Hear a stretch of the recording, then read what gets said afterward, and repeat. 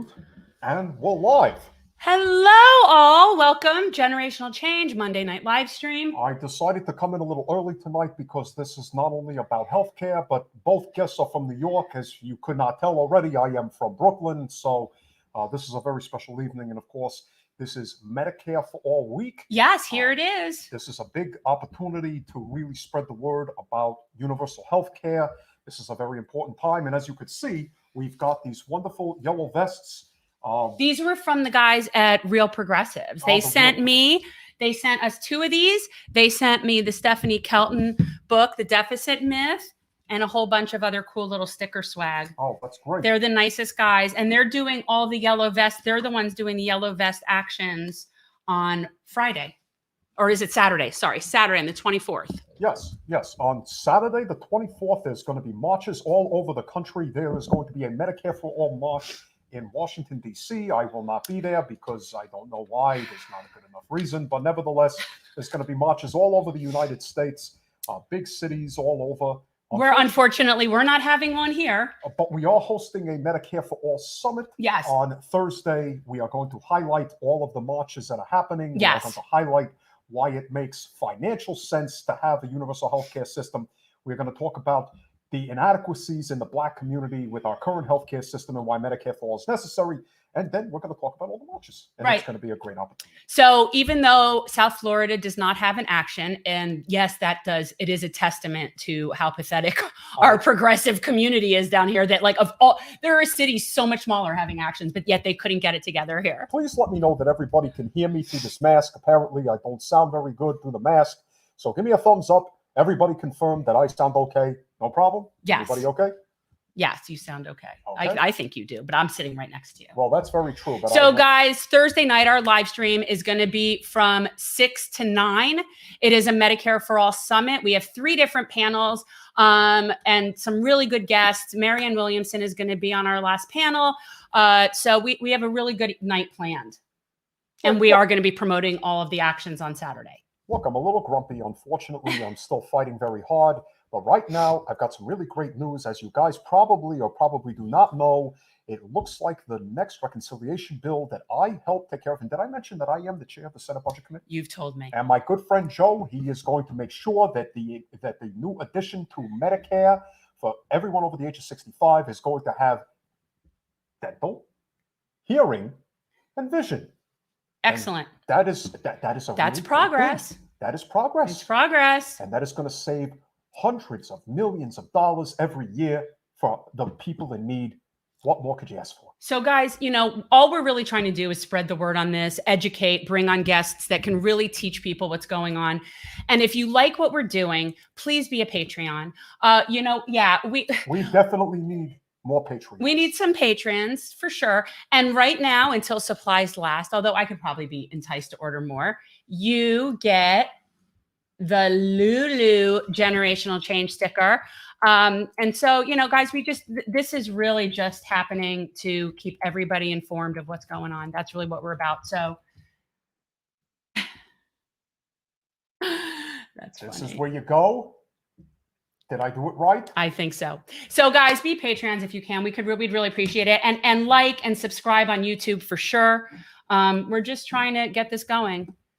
Oh, good. I'm glad you got Lulu and a hemp bracelet. Everybody should have Lulu and a hemp bracelet, but everyone needs to be a Patreon. Yes, everybody should be a Patreon. I also, as long as I can tolerate having something warm on my head, I do live in Florida. Shout out to Fran and the ladies with the red berets in Hull, Washington. Yes. Well, as you know, I always get cold, so I have to wear a little extra something. I mean, at my age, did you know I'm going to be 80 this year? I'm going to be 80.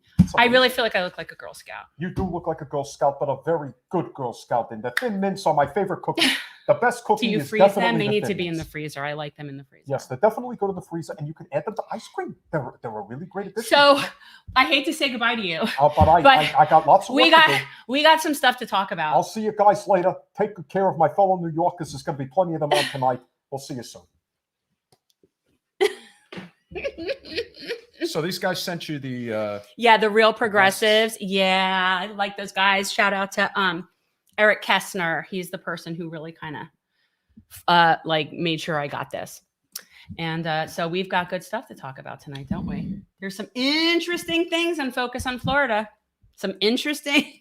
Shout out to Georgia Davenport and the whole Washington. I just did that. I said, shout out to Fran for making me my hat and all the red. And I said, and the Red Beret ladies in whole Washington. Hey, Georgia. So make sure everybody spreads the word. So of course, there's obviously a lot of stories that we could focus on tonight. It would be wrong for me not to start where I really do want to start, which is our despicable Congresswoman. Okay, but then are you going to go into Florida Bites? Yeah. Okay. Let's do Florida Bites. Okay. Because Lord knows, because she really bites the big one and bites the dust all at the same time. Do you like that? Do you like my Florida Bites? For those of you who do not know, our Congresswoman, Debbie Wasserman Schultz, is the definition of open for business. There is nobody that she won't do business with for the right price. And that, of course, includes the very, what's the best way to describe what's going on with Cuba right now? Right-wing pro-Cuba lobby? Yeah. Well, there is a right-wing pro-Cuba lobby in this country. It's called the U.S.-Cuba Democracy PAC is who funds it. But there is just a U.S.-Cuba I might have to look it up what the exact you know what? term This is definitely starting to become a real issue down here. There's like this sort of civil war almost down the line through the Cuban community regarding their thoughts on this issue. And my thoughts are that other than it's our job to remove our embargo and remove our blockade and leave them alone, really it's not our business. So if we want to criticize them, we can do that from afar and mind our business and stop being a blockade to those people, because that's really what it is. This is a blockade. It's not an embargo, it's a blockade. And the thing is, what I'm noticing is it's just called the Cuba American Lobby. That's the name of it. Well, what I'm noticing, and this is from, and I, have connections into the Hands Off Venezuela, Hands Off Cuba group. And I've definitely learned a lot about this within the past, couple of years. Yeah. But what it really appears like to me, and this is the same for Venezuela, what this is it's a class struggle, just like it is here, just like it is everywhere around the world. Right. And so the people that are wanting regime change are the capitalist corporatists because they want to be able to control what is going on in these countries. And the people that don't want that are the rest of the people. So when we hear people talking about, like our Congresswoman, yes, she supports regime change in Venezuela. That's what wealthy white Venezuelans want. That's who she's speaking to. My thoughts is that it wouldn't be necessarily different in Cuba, that there's going to be a divide between what corporatists want and what is good for the regular people. But what I do know is this, that our blockade is very bad for the regular people. So if we're going to sit there and talk about that we're trying to help the Cuban people, did you share the thing or no? I haven't yet, but I'm about to. So if you want to sit there and talk about that you are about helping the Cuban people by changing their government, let's start with stopping our blockade and let their government function as it will. Let's start there. And then if there is some sort of problem, like they're committing a genocide or something that warrants our interference, we can then address that then. But right now, it's not our problem. We need to leave them alone. But our Congresswoman... Roger, the one thing I will say about AOC, and we will discuss this with Sam Seder when he comes on, she caught a lot of heat the other day for putting out a tweet on behalf of, basically regime change in Cuba. And she caught a lot of hell for it, and she took it down and then subsequently put up a tweet in support of ending the embargo. So listen, if AOC is no different than any other politician who is a career climber, then push her. Make her be afraid that she's not going to get where she wants to go unless she listens to the people. And clearly what she said, she thought was going to be good for her career, and it turns out it's not. So she ended up flip-flopping, which is what all politicians pretty much do. It's so frustrating. Sucks, but that's ultimately what she did. But I can tell you somebody who isn't a flip-flopper, to her credit, she's just corporate through and through and through. So and that, of course, on to Florida Bites. Our Congresswoman, Debbie Wasserman Schultz. How many of you know that she is the biggest recipient of corporate money from the U.S.-Cuba lobby, which is a arm of the GOP? She's number one. $10,000 in campaign PAC money every single election cycle. Every one. This is who they give their money to. And why do they do that? Because there is a huge contingent of Democrats in South Florida, particularly in this congressional district. And by having a representative like her in the Democratic Party, she keeps her constituents in the dark about the embargo, about the sanctions. All she does is rub elbows with her BFF, Mario Diaz-Balart, and Marco Rubio. And they all get together, and there's no difference here. So this is a question for Democrats out there that are like, have that kind of go blue thing. If she's in line with them, isn't that like kind of a red flag, figuratively and literally? Well, like, it's isn't not just that. There's like, many layers that go into something like that I don't think a lot of people really understand. There are people who still don't get that the only thing that truly matters in politics is whether or not you take corporate special interest money. You could get into debates after the fact with people like AOC and whether or not they're career climbers. But 99 times out of 100, the ones who don't take the corporate money are not going to be espousing talking points like, let's drop bombs on Cuba, because that's what's going to solve the problem. She didn't say that. She didn't say that. Don't make it sound like she did not say that. She'll have somebody else say it. Well, she would. I don't think she'd be opposed to it. Let's say. Well, she's never met a war or bombing that she was opposed to. No. So. And so that, to me, more than anything else, is the biggest problem that we have with our representatives, is that we don't have a strong coalition here in South Florida that is against the embargo, that is against the sanctions. We do. But I'd like to say it is predominantly Miami-Dade and not in Broward. So that is true. She doesn't really deal with that. If she is not as confronted with that where we go down to the caravan, that is where, like, she would not be welcome there. No. And that's a huge amount of the Cubans. And when we were at that, it was very noticeable to me that there were more of the people on the progressive side than on the right side. That is true, but that doesn't mean that there isn't a movement for that. Now, what you have to understand is that there are many layers to it. It is very possible that, the shadow government is involved in some capacity. They may be, paying volunteers to do this. And I'm not saying, I'm not espousing support for communism. Now, I don't support it. But if the Cuban people support it, then that's their right to self-determination. That's not our problem. We're not going to be able to determine whether or not they are able to sustain themselves through a communist regime if we don't get the hell out of their business. One of the biggest reasons they're struggling is because we've put so many economic sanctions on them. And I will say this. One of the things that you can say that Obama did do well in his presidency was how he handled Cuba. He actually did a great job. That may be the best job he did as president. And who was there to stymie his efforts in Cuba?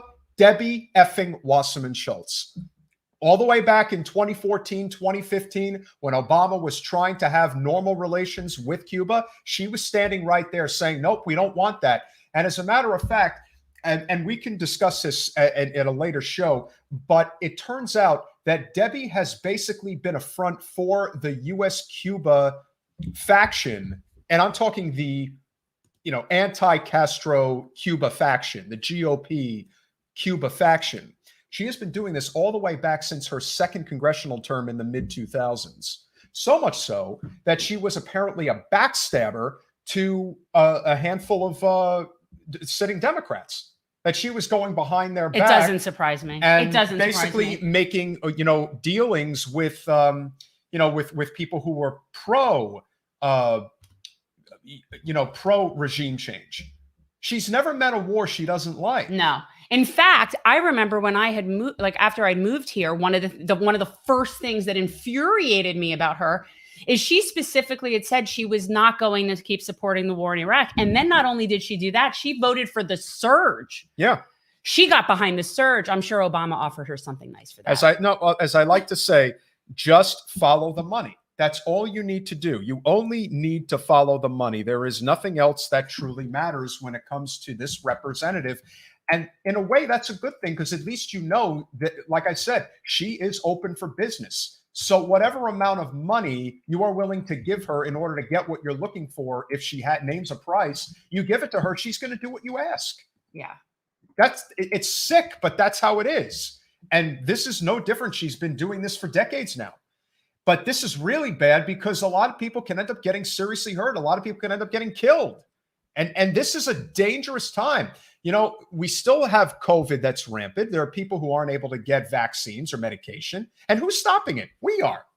because we have corporate special interests that want to be invested in Cuba, and the Cuban government does not want to do business with us. So by that extension, the working class of the Cuban island must suffer because the people with means do not suffer. That is the way this works. Just like the citizens of Venezuela, the ones who suffer in Venezuela are working class people, not people with ways and means. Doesn't work that way.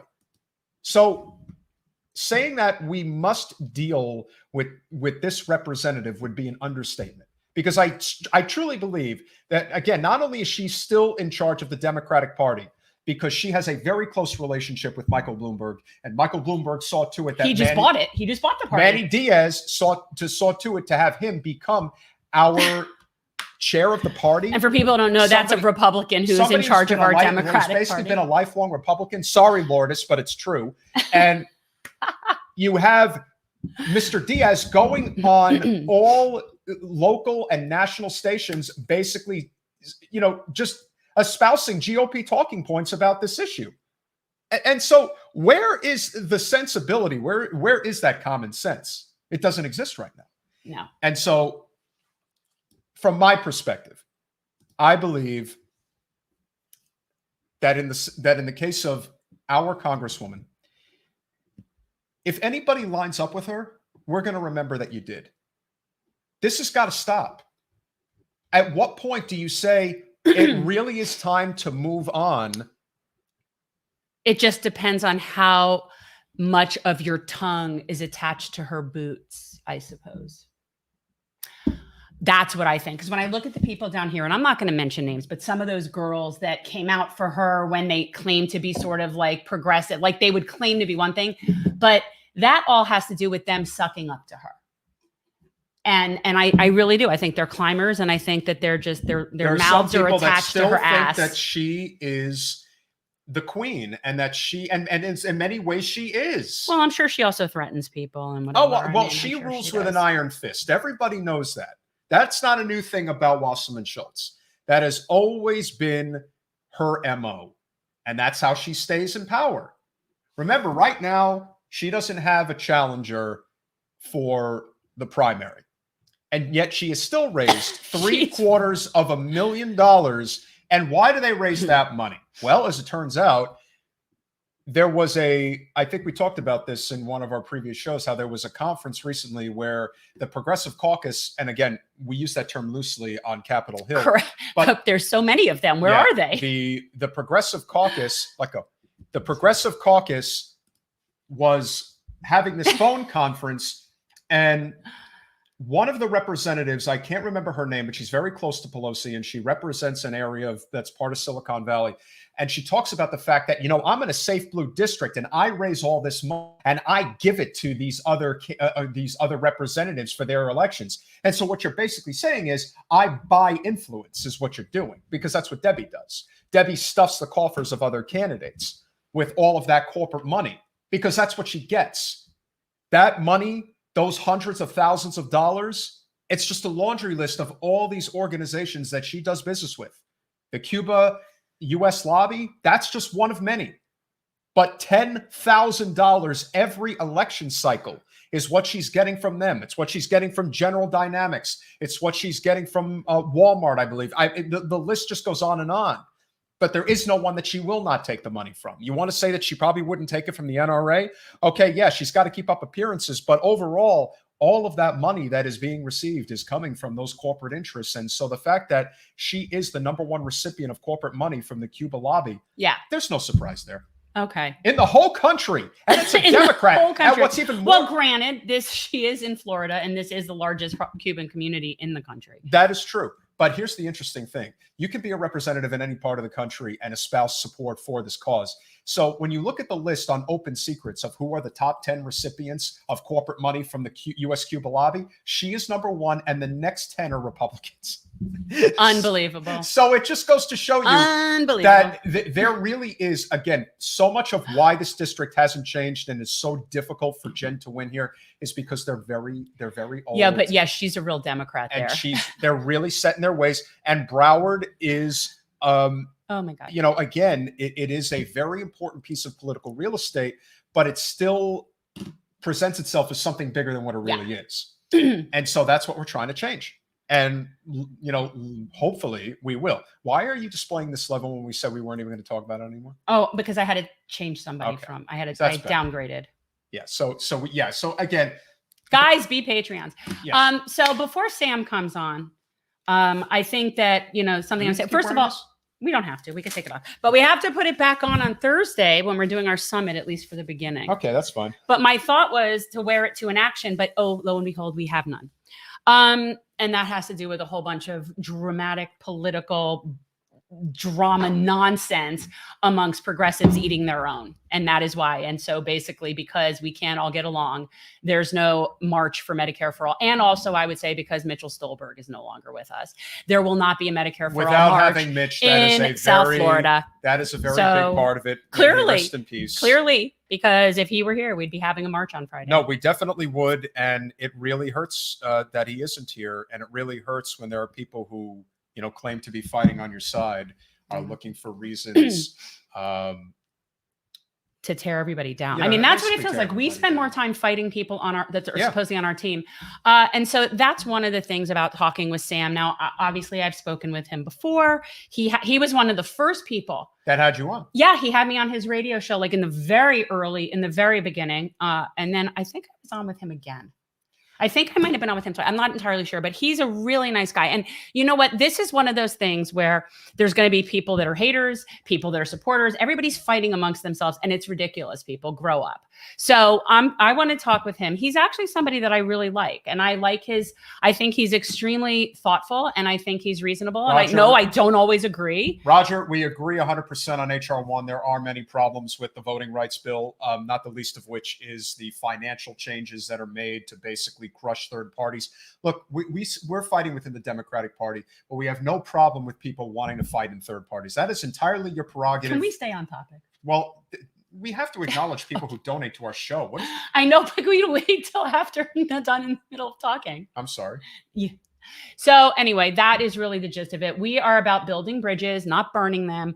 We are trying to include as many people as we can that are on our mission so that we can move things forward. Right. And I am, anybody who knows, I will no longer discuss or hear thoughts as to with whom I talk or affiliate. Yeah, I have to say, I'm really, really skeptical of people who, want to tear down these marches and things that are, what one would perceive as not being a perfect scenario, so to speak. A lot of times people are looking for that perfect circumstance.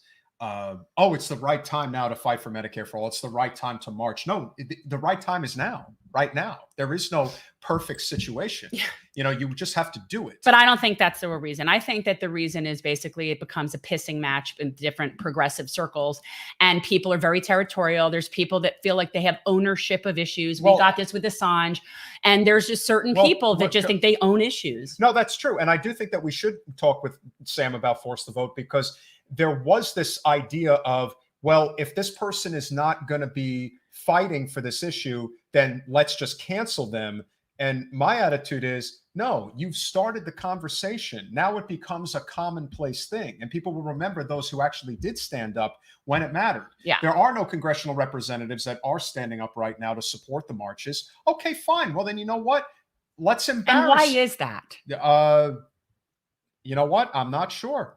Even because I would think that representatives that have signed on for Medicare for all would be supportive of marches for Medicare for all. Why would you not? So I don't know. I just think that people get into like these pissing matches and these factions, and it's just a drama, and it's petty, and it's so stupid. We will not allow that to happen, Andrew. That's not what the show is about. Oh God, no. If anybody who knows me at all, I don't even want to hear it. In fact, he knows that I'm probably going to be annoyed that he even put up that comment mentioning it. No, well, like I said, don't expect that to be the topic of conversation, because that's not what it's about. No, we're trying to actually create progress. No, and again, that's why it is important that we do have these. Again, these conversations should be centered around policy. With stop the left. Yes, exactly. They have no concept of strategy. Oh, it's like people who fight about Vosh. They're belligerent little children. And not only that, but very ridiculous. Vosh is just a great example of somebody who, as you like to say, is a net positive. You oh may my God. not like him And there's a lot of things about him to critique. He is brash. He could be, very standoffish. But at the end of the day, he is fighting. I don't even see that. I mean, I see that. But again, I'm okay with that. I'm okay with, if that's your style, then that's fine. But there's too much of this one-upmanship on social media. That's just kind of silly.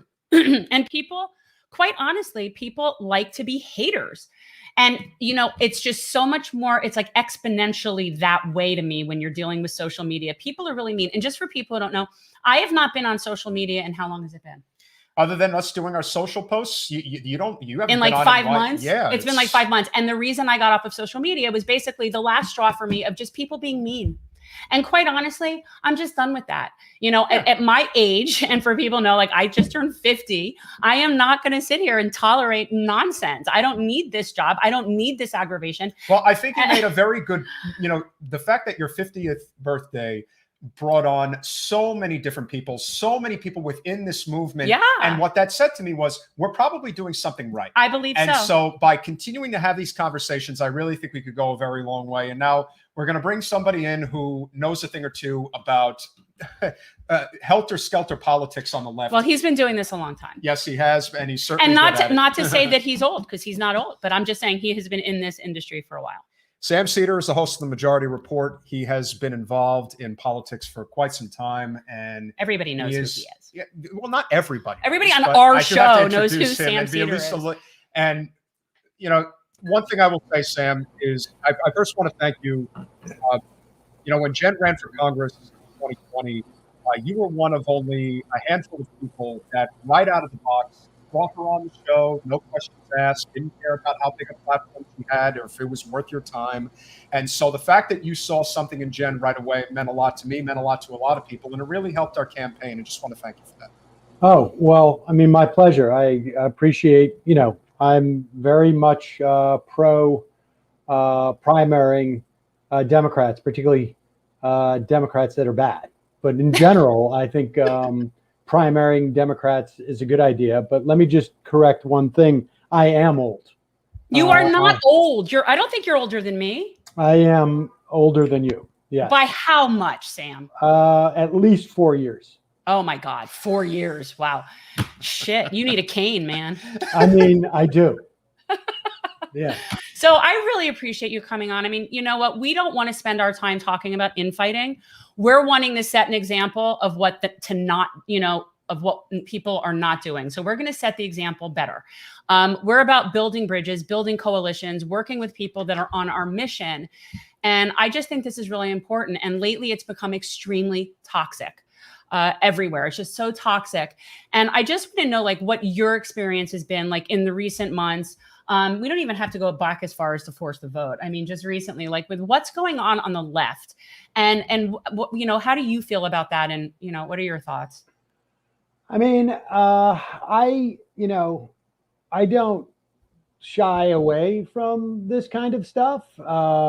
That's not my nature. It's not really what I seek out. I mean, generally, I like to do that with the right because I don't like the right. And I think the right is a malignant force in our country. And there are people on the left that I have found to be problematic. I mean, look, my theory is largely,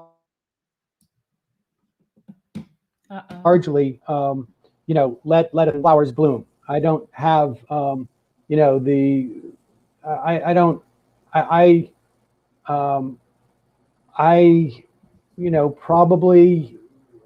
I mean, I don't know where I am on the spectrum, I guess, of what constitutes the online left. I think sometimes it's sort of difficult to establish. I mean, I think most socialists would have a problem with me, people considering me a socialist. I don't think I am. I'm probably I guess a sock dem, but I don't tend to really sort of contemplate that stuff.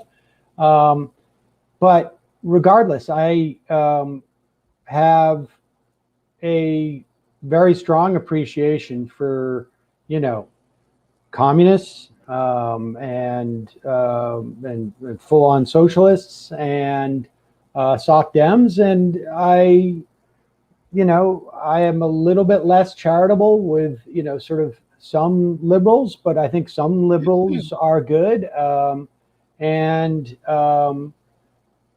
But I generally reserve my ire, to the extent that I have any, towards the left, on people who I see as wreckers.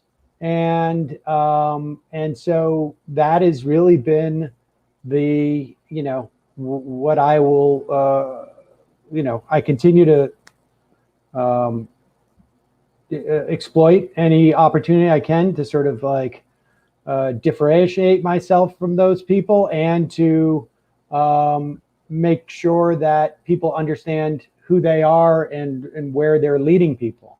But broadly speaking, on the left, I think there was a lot of frustration in the wake of Sanders losing, and a guy like Joe Biden winning the presidency was, I think, the nomination, I should say, was a disappointment for a lot of people. But my belief is that you make opportunities where you can find them, and the reality is that the left has a lot more power than it did 10 years ago, but it doesn't have that much power. There's some things happening in the Biden administration that I think are quite good, but I feel like we could have done more on the left. And also, let's be clear, when we talk about the online left, we're talking about a very, very narrow slice of the Democratic Party, the left, broadly speaking, the electorate, whatever you want as the denominator. Do I have that right? The denominator or the numerator? We're small. This is small potatoes. And the value of what we do online has more to do with influencing the media than probably anything else.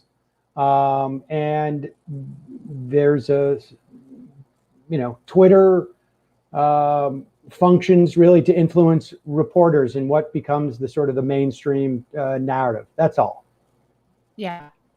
Speaking with Sam Seder, the Majority Report, I think a great place to go is, you talk about the fact that the left doesn't have a lot of infrastructural power right now, but I would actually beg to differ in New York. I actually think that while there are a lot of things to criticize AOC about, what I think she has done with her victory over Crowley was completely transformed the dynamic for leftist candidates in New York City. You saw that, aside from, of course, Eric Adams, unfortunately, winning the mayoral race, a lot of strong left candidates, a lot of well, no, I'm talking about at the city council.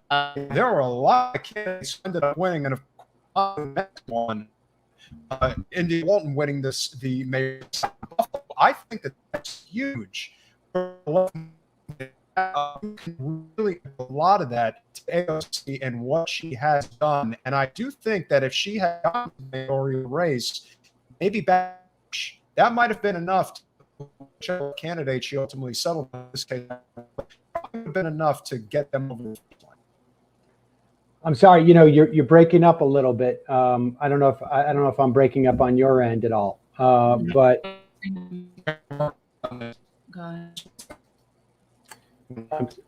am I freezing? I honestly can't. No,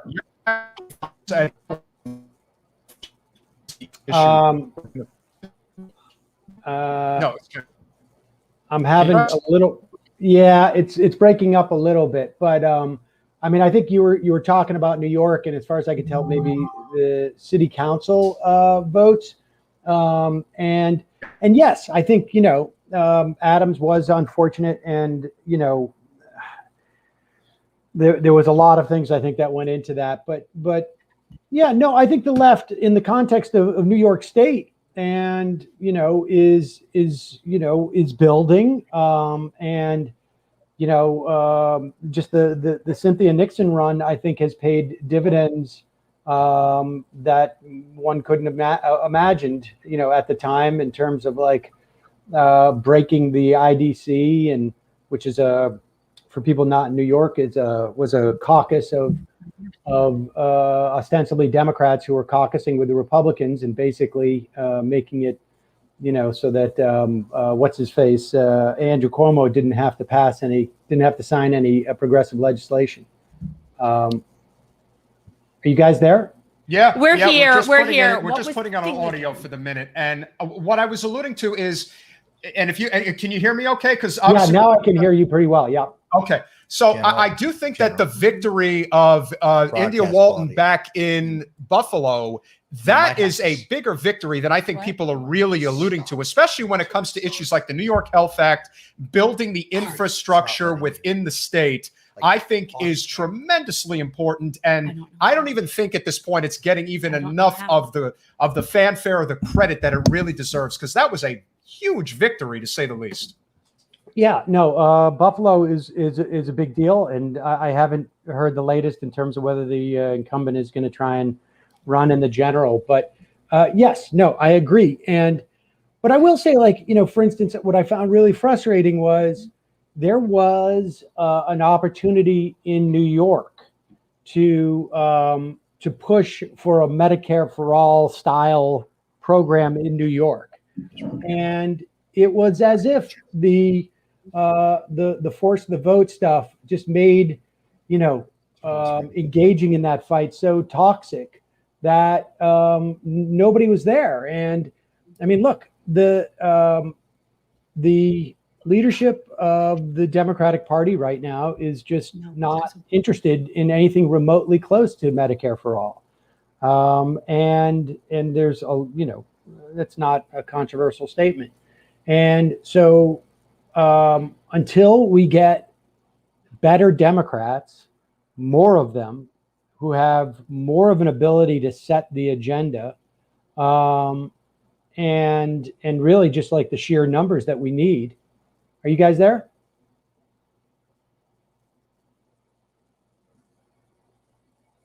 Are you there?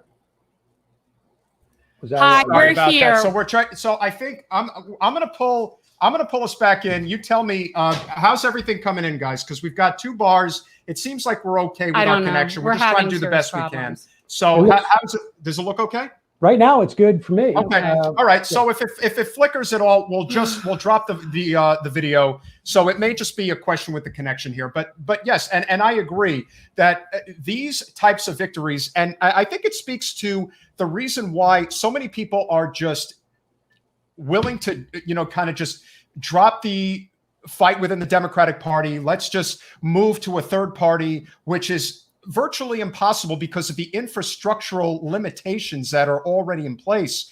And they want something now. People don't want to wait. And I think that was the whole consensus behind, the force the vote. It's like, well, when do we actually do something? When do we actually, stop just talking online and actually, put forth some action? And I do, and Jen and I both give a lot of credit, to the organizers of this Medicare for All March. We're actually going to be doing a summit on Thursday, just highlighting a lot of the different components of Medicare for All.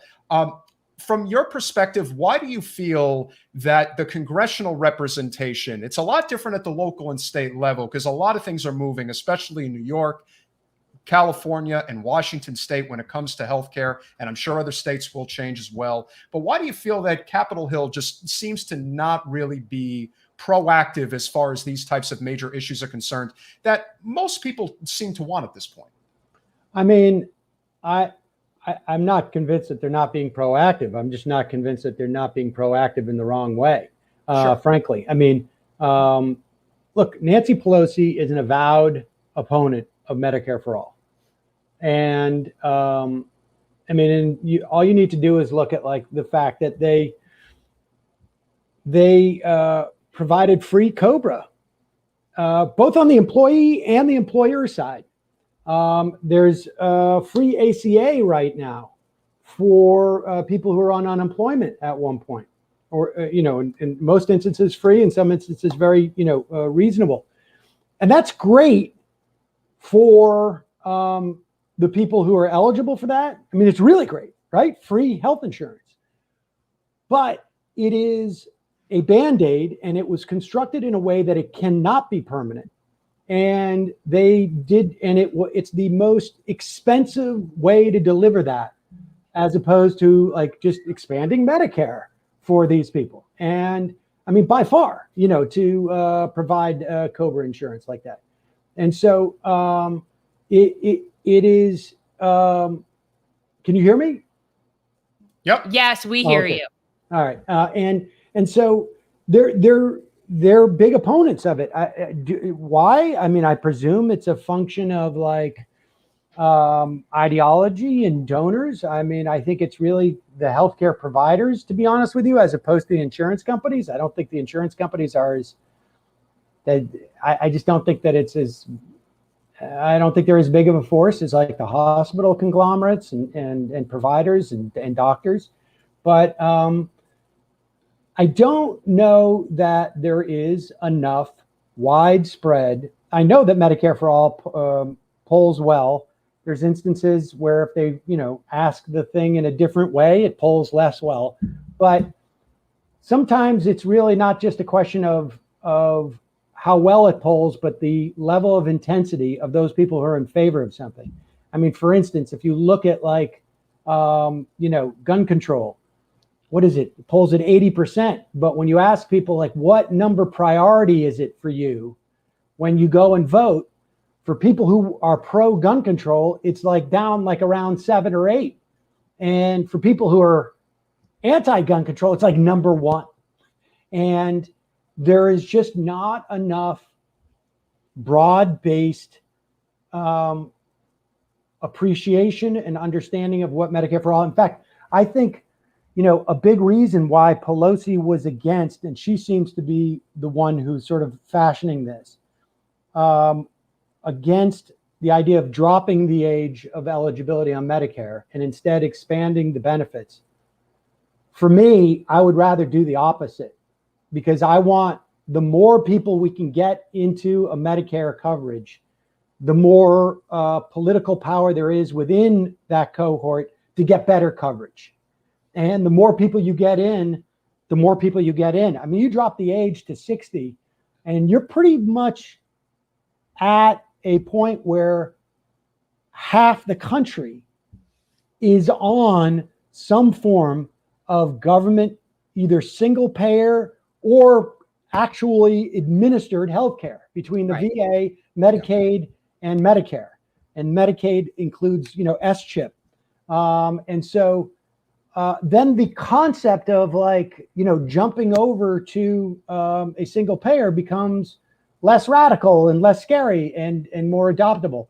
I mean, the idea behind the force the vote, as far as I understood it, was to identify who is against Medicare in the House and in a vote. And from my perspective, I'm not convinced a vote like that actually determines it, because it's a free vote. It's not going to pass in the Senate. You could vote for it if you're trying to hide the ball. But we know that there's 110 or 15 members of the House right now who wouldn't sign on to co-sponsor the bill. And so if the theory is you're going to go and primary people who are not supportive of Medicare for all, my feeling is like, where are these primaries? Where's the institution that is going to do this primary? Justice Democrats has been the only organization that has like done that with any modicum of success. They have a very narrow strategy right now. One, I think that is, proven smart. You don't need as many resources, where if you win a primary, you automatically have won the general, more or less, right? And but if the idea was to identify who the enemies of Medicare for all are, well, it's pretty easy to come up with a list of at least 110 people. And I don't see the organization that has been built to primary those people that ostensibly would have come if they had a vote about it. So in other words, you could call them out, but you're not going to do anything with that information. Well, you could call out a bunch of people right now, today, and we know who they are. I mean, and you may be off by 10 or 20 or 30 people, but okay. I mean, like primary them. Like, where's the organization? Like, I think, online we get the only tool that we have largely is like a message, right?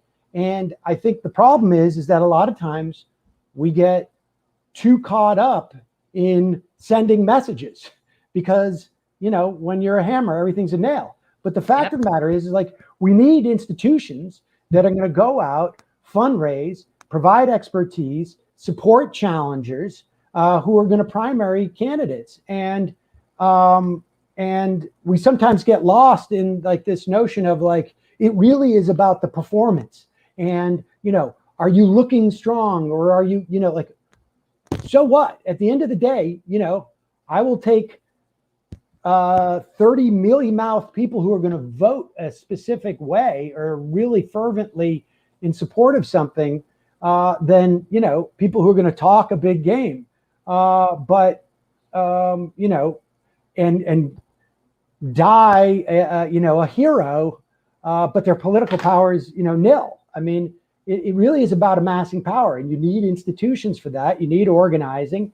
And I think our role as the online left is to support those, not supplant them. Yeah. And that's my perspective on it. Like, I try to amplify, ideas and history, and so that people have the context and education about, what's going on, and then amplify voices who are going out and, actually doing the work of organizing and politicking.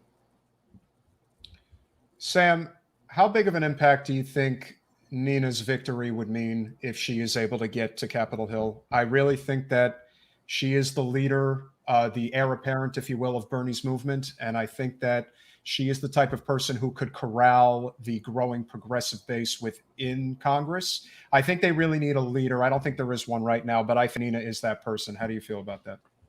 I mean, I think it's a pickup and of a key vote.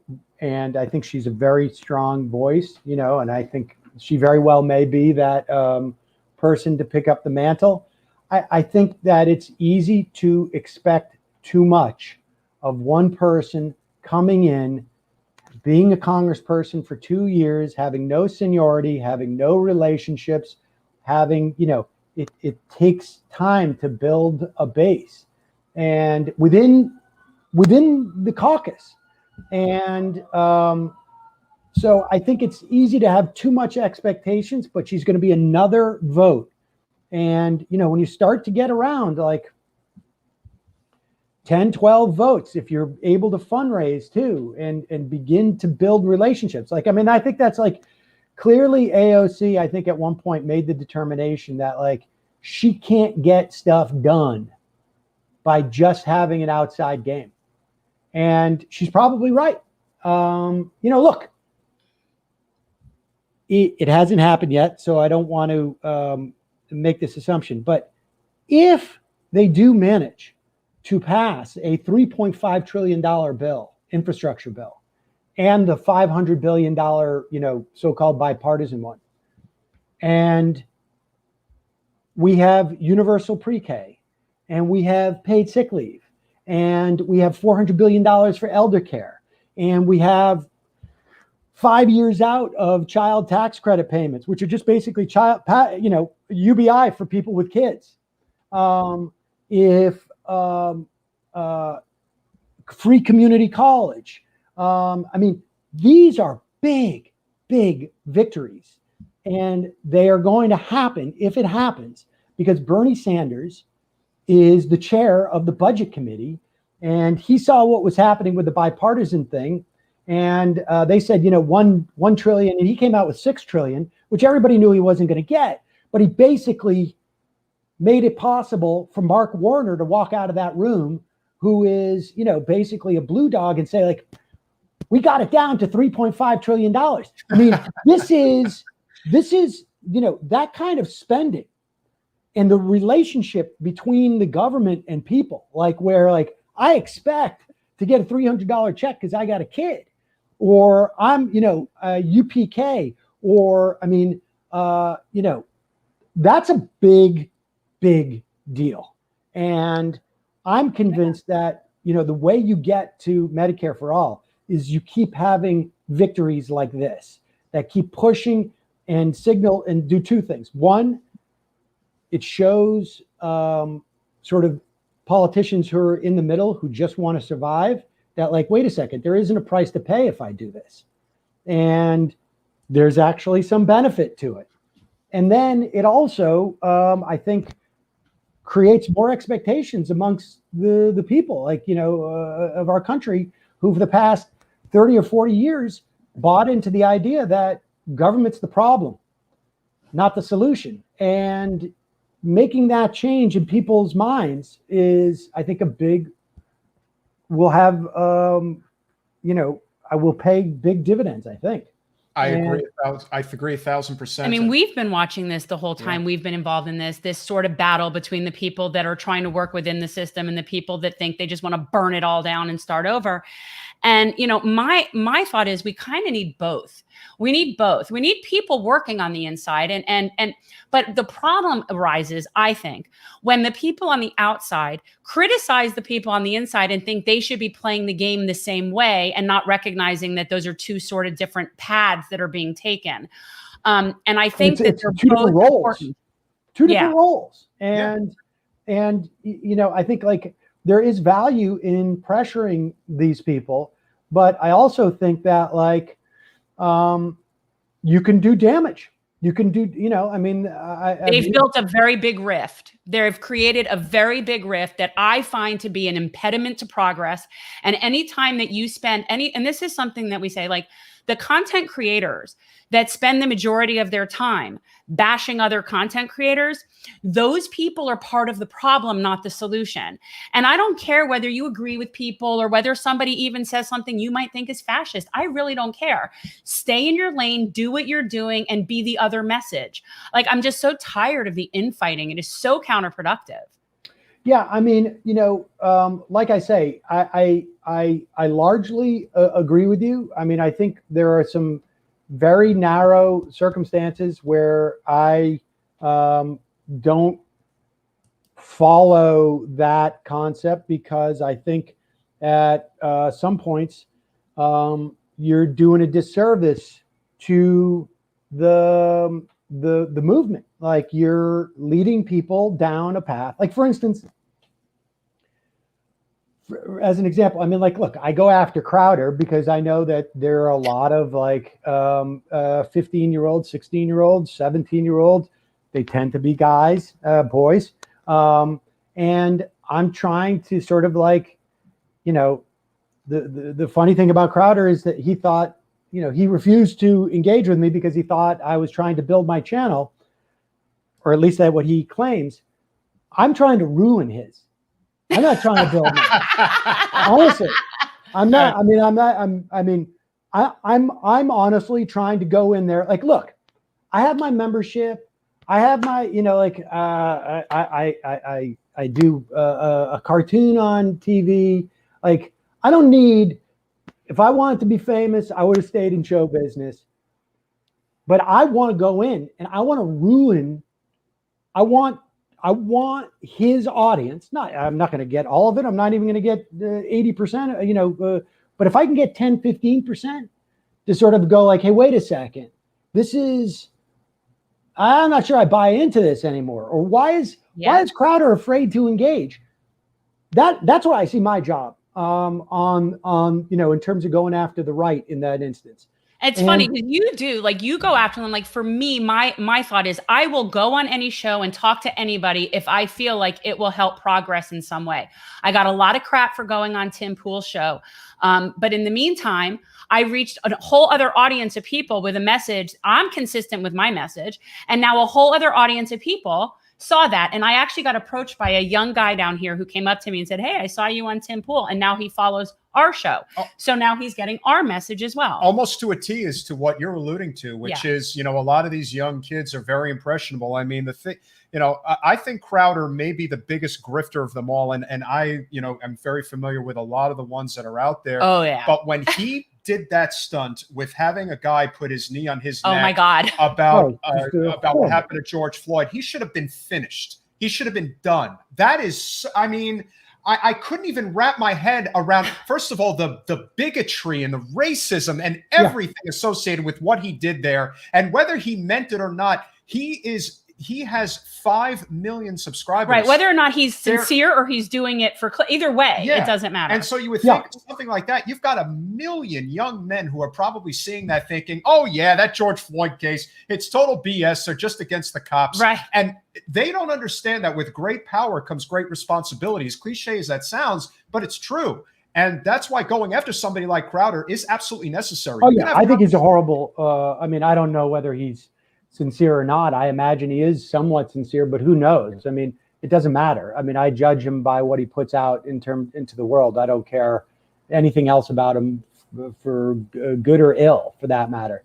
But I will also say that, like, you know, to the extent that we have people on the left who I think that, like, look, I think it's really important if people are engaged in this to both have to have incredibly high demands of their politicians, but also an understanding of how this stuff works so that there can be a strategic deployment of outrage and in support of things you like and against things you don't like.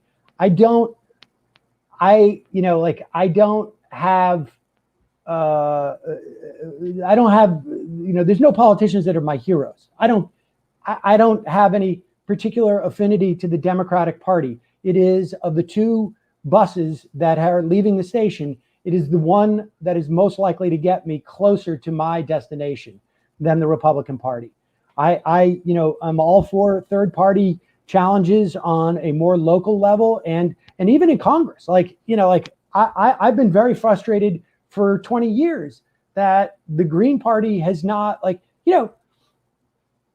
how hard would it be to isolate 6 seats in the House that are susceptible to a Green Party challenge? They don't necessarily even have to be Democratic seats.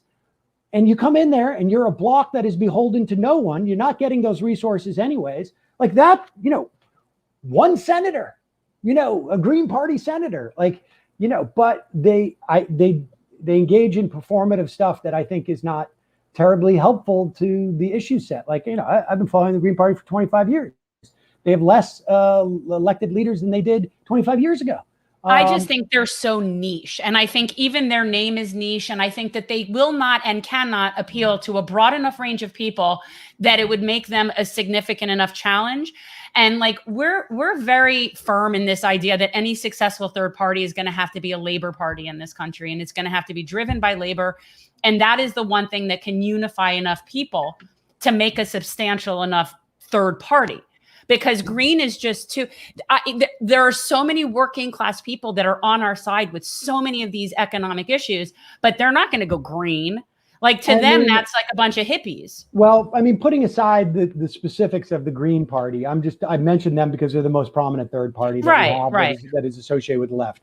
I am very skeptical about, a national third party. I just am. I think it's conceivable the Working Families Party in some instances could end up, being that force in certain specific instances. The tough part about a labor party, at least in the context of unions at this point, is that union density is so low that most of your union people are working in the public sector, and that they have a very transactional relationship with whoever's in power, whether it's the Democrats or the Republicans, and that sort of kneecaps their ability to move. And we saw that in the Working Families Party in New York State, over the past couple of cycles. But regardless, I think it is possible for there to be people who are ostensibly on the left who, for whatever reason, end up like bringing people, being Pied Pipers and bringing people down a wormhole in which they basically disempower themselves. Like, one of the worst things about Alex Jones in my mind is like dudes talking about, the Bilderberg group, where it's like, no, it's just oligarchs. It's just billionaires who have an aligned, they have aligned interests, and he's like sort of creating this mystification and obscuring the sort of simple reality of like, there are political choices that are made. There's no weather machine. There's no, secret society where they're drinking blood. There's just a bunch of very, rich people who want to be rich and don't want other people to be rich, because it's a zero-sum game for them. And that's it. And that's basically it. And I think there are people on the left who obscure that shit. And, you could look at the issue of like this demonic, the so-called free speech issue, with YouTube demonetizing people and this and that. Facebook, like, I don't think it's appropriate for the U.S. government to be, leaning on Facebook about misinformation. I do think it's appropriate for the U.S. government to break that company into a million different pieces through antitrust law. And when you hear a lot of these so-called, free speech warriors, they're only talking about the cultural and aesthetic values that are shutting down this free speech. Liberals, Democrats, CIA operatives, they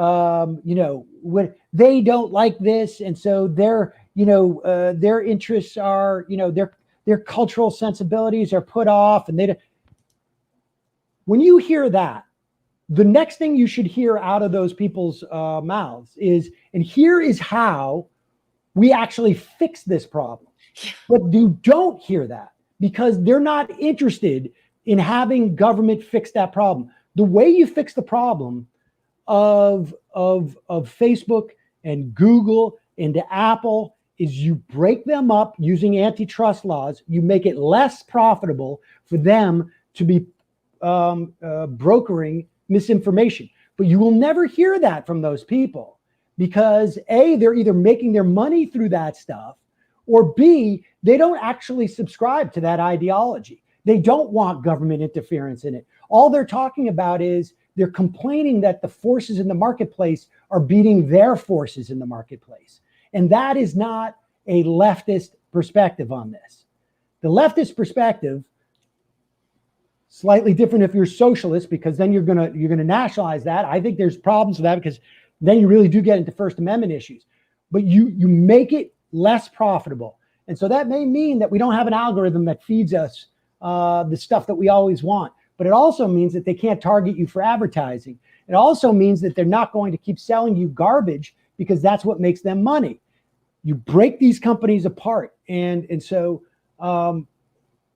when I hear so-called leftists making these sort of like aesthetic and performative critiques about the cultural values of liberals or Democrats or authoritarian liberals or whatever it is, I'm watching them disempower the left, because there are mechanisms that the left can deploy that will deal with these problems of these monopolies. And these monopolies who have an outsized economic and political power in our system, and also as manifested by the fact that, like, yeah, Facebook is responsible for a lot of people dying. No doubt, because the only thing they give a shit about is growth, and they will get it any way they could. If they could put 100, and remember, this was an issue when it was born. My friend, the late Barry Crimmins, was testifying in front of Congress about AOL and basically harboring pedophiles in there, because that was part of their business model at the beginning too. These groups were driving it, and they now know, like, that is toxic. We can't get away with that, but this is what we can get away with. And these companies need to be broken up.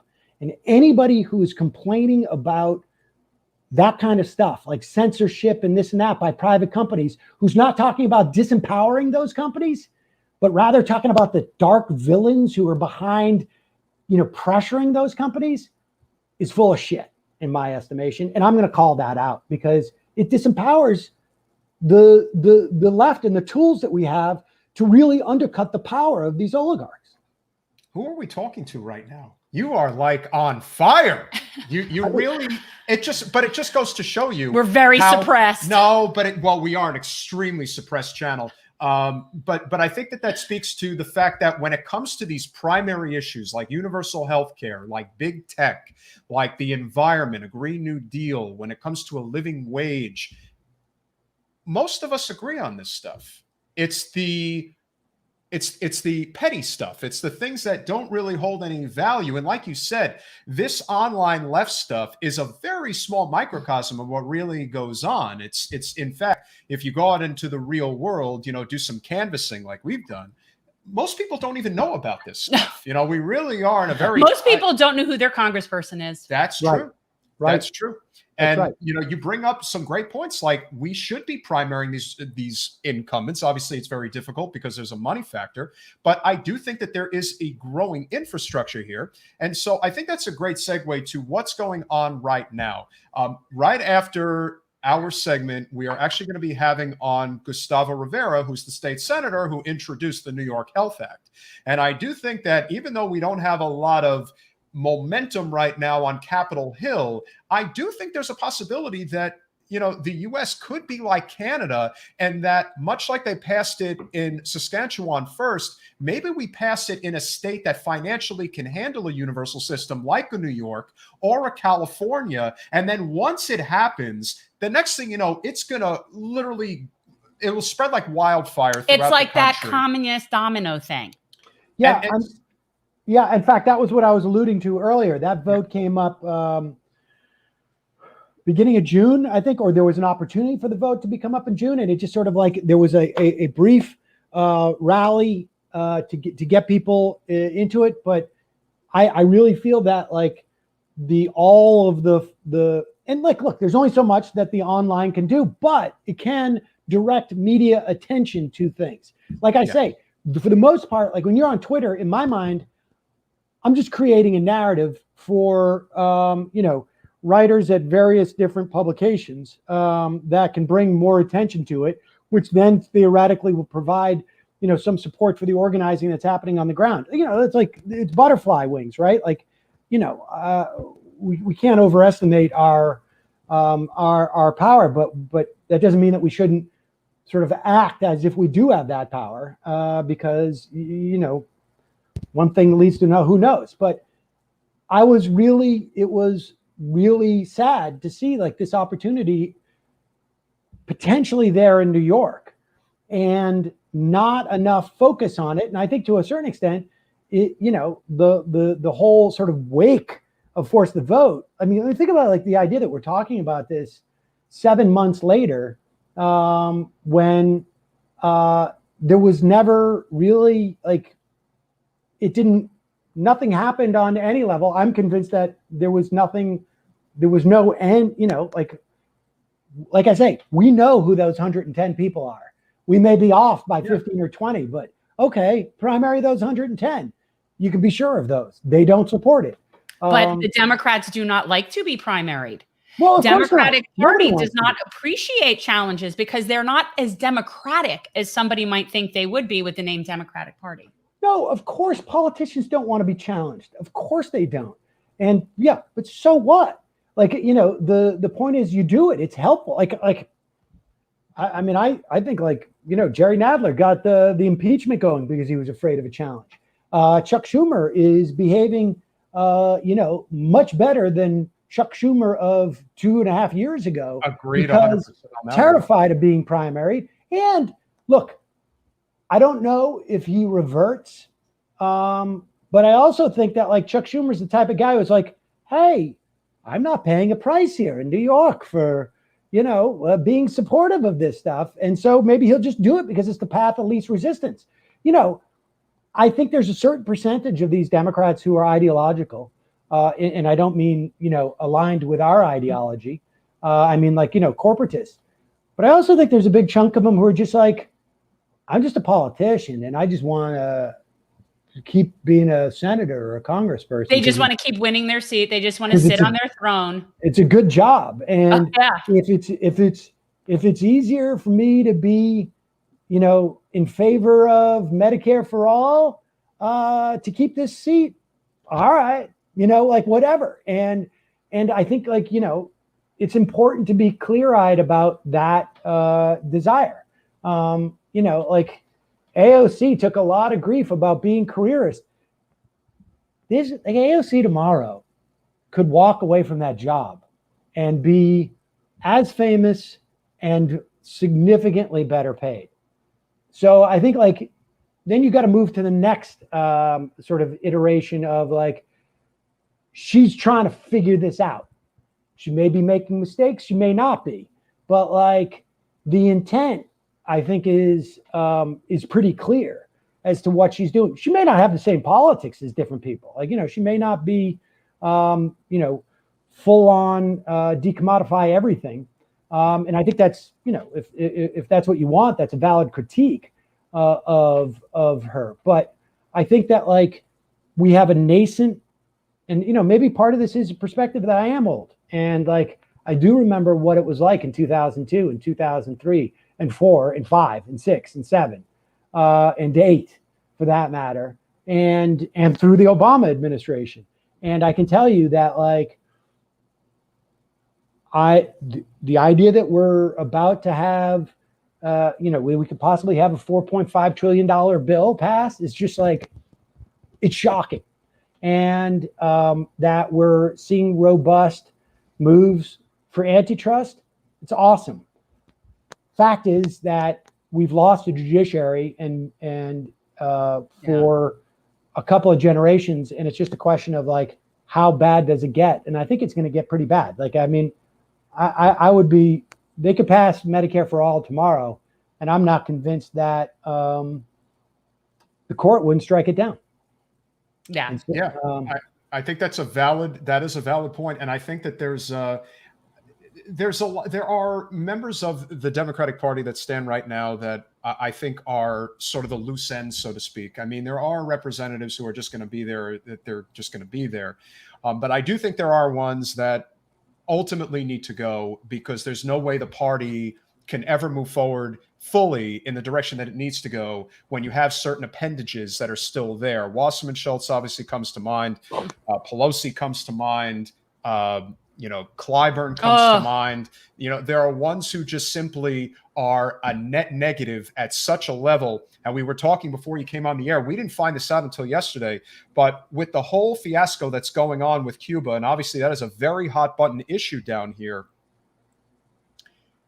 Wasserman Schultz is the #1 recipient of the U.S.-Cuba Democracy Pact.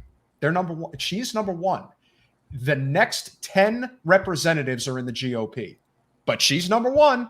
And I think that speaks to the greater spectrum of the people who are trying to fight within the Democratic Party, and even the moderates who are starting to recognize that, yeah, we kind of need to make some wholesale changes. But she still runs this state party. She is the reason why Manny Diaz it's a disaster. Yes. We have a Republican in charge of our state Democratic Party.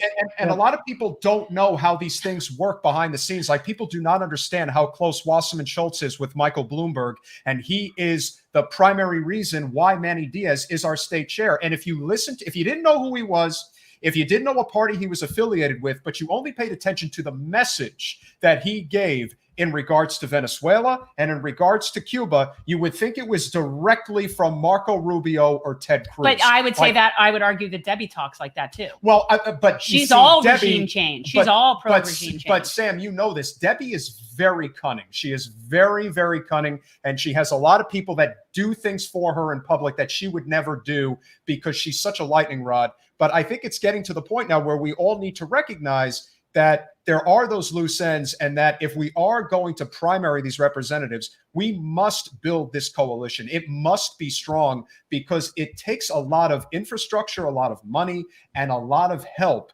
especially online, and the constant infighting. If anybody had their doubts about Sam Seder, please, and we will spread this all around, please, for the love of God, watch this podcast tonight, because you're getting I don't understand how anybody could have a problem with Sam. well, again. But I don't understand who has a problem with Vosh. I just like people who speak their truth. Like I don't have a problem with it. Everybody's if you're bringing something to the table, then you're bringing something to the table. Yeah, the problem with some of this stuff is, in my mind, is like it becomes, I have a 15-year-old daughter, so I've seen the iterations of duct tape wallet YouTube and Rainbow Loom or whatever it was, and like all this. And there is part of the problem is like there's a YouTube culture, and people talk about corporate media being for clicks. You like right now we can look and we can see exactly how many people are watching.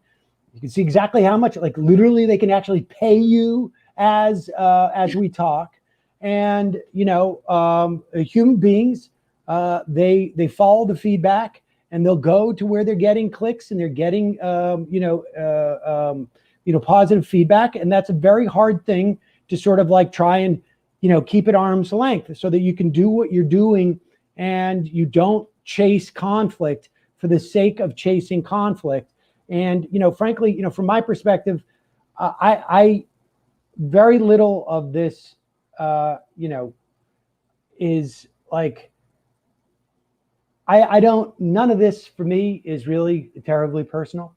I don't give a shit one way or the other. Frankly, if I think things are damaging to, my political project, which, I think I've articulated, then I will do what I can to sort of mitigate that. But like, yeah, I mean, part of the reason why I had you on was because Debbie Wasserman Schultz, in my mind, has to go. And if a can of peas, had the signatures and was going to run, and there was nobody else running, I would interview that can of peas. It would be quiet. Oh well, that's great. I'm glad I'm up there with the can of peas. But that's not my point. I mean, I'm saying like, I'll take a flyer on somebody, because I know Debbie Wasserman Schultz, you cannot do worse than her in that situation. The irony about her is that, and I don't know that I've ever seen it reported per se, but political reporters have discussed this with me. Obama wanted to get rid of her as the DNC chair. Clinton wanted to get rid of her as the DNC chair. They did not like her or think that she was good, but they didn't want to exert the political capital to get rid of her. They thought it wasn't, relevant enough. And in the end, I think they both learned that they were wrong, that there's an expense in having someone so incredibly incompetent in that position. And, she's got her fiefdom down there, but Democrats, national Democrats, know that Florida is a disaster. Like the idea, it's a disaster. Oh, we're the laughing stock. We have whole segments on Florida. How about this, Sam? Here's a little something that only we know about and can give this information to you, and you can share it on your show whenever you like.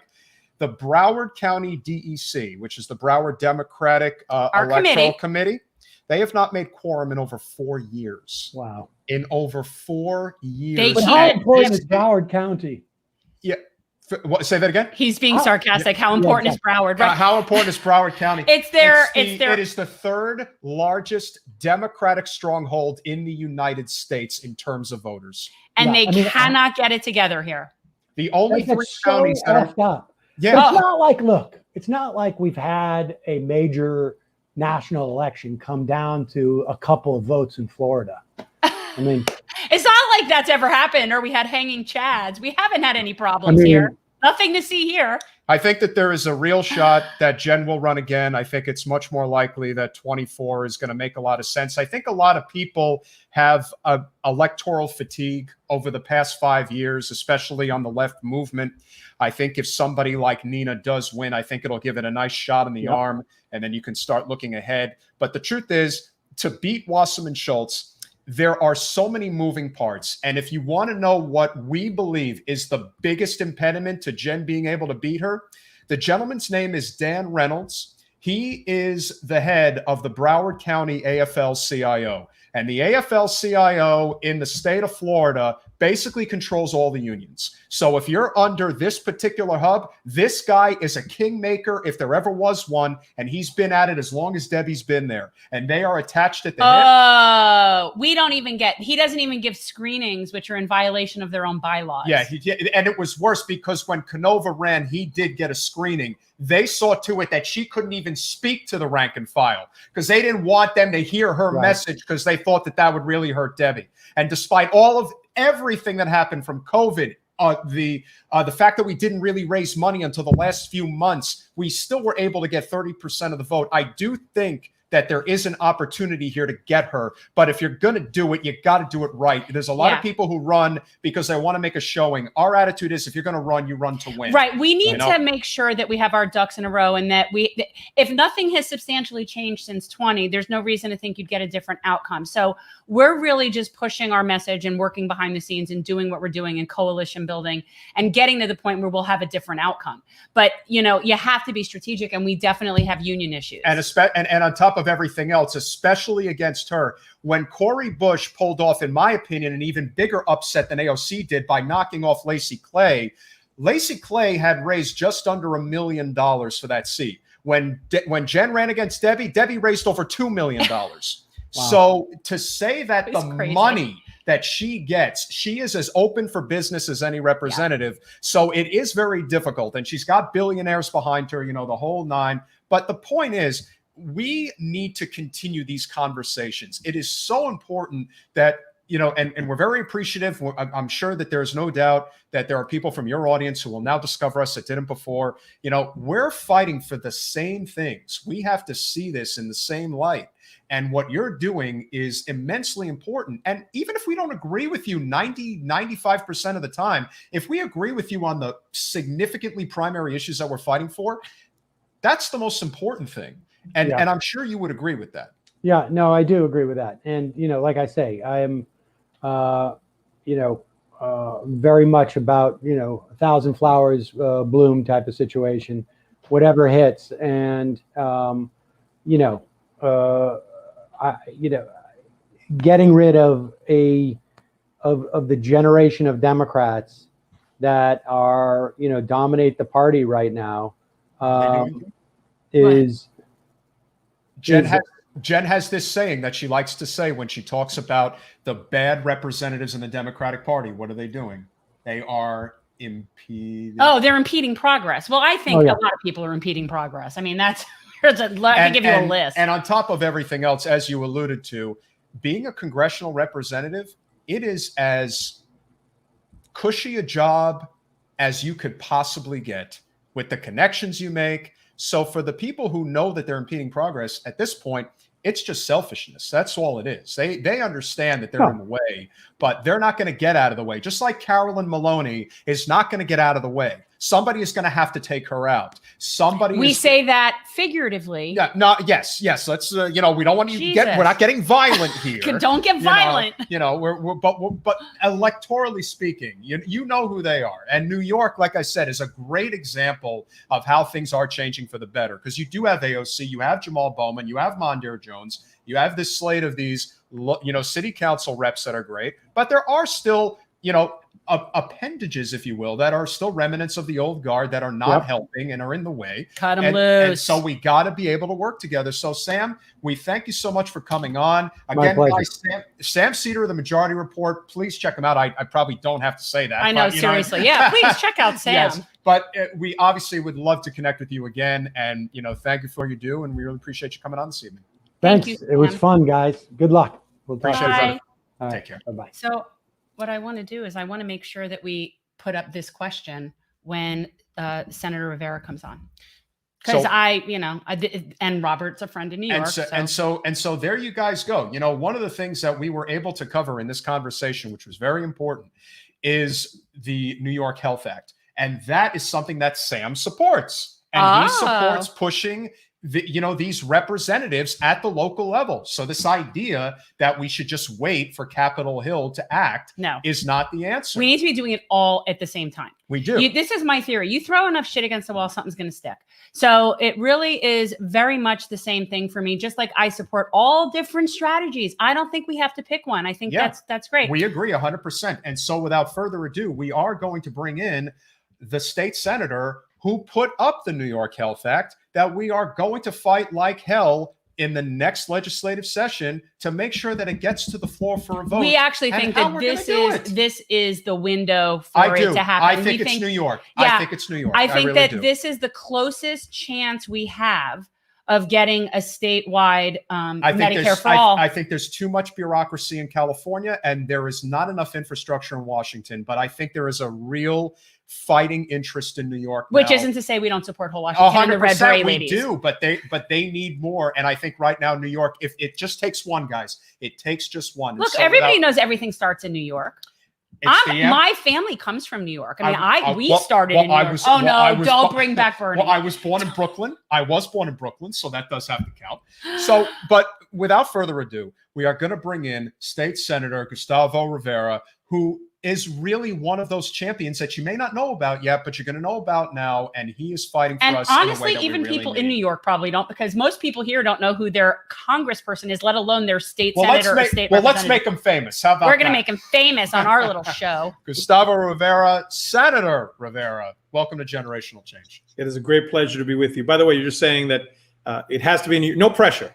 No pressure. But you know what? I take it. It's what builds diamonds after all, and I have no issue with being put on that place where it's up to us. And I do think we have a opportunity to do it. I know enough New Yorkers that can't see the world outside of New York. That is true. And I don't remember who the famous poet was, but he said, "I wouldn't leave New York to go to heaven." No. It's like, have you ever seen the picture, The World According to a New Yorker? And it's like this giant map of New York, and then you see like Asia and like these little things. I have not seen that, but I certainly know what you mean. I'm not originally. You know what I'm talking about. Yes, I'm not originally from here. I was born and raised in Puerto Rico, but I got to New York in '98. Moved to the Bronx in 2000 and have become completely enamored with this gorgeous city, and particularly my home borough of the Bronx. I'm a surrogate New Yorker through and through. So I understand that little map thing. I don't know. One might say that a Puerto Rican is almost like another borough of New York in some ways. Like, I don't think it's not that far of a stretch. You are correct. It's certainly either New York or Florida.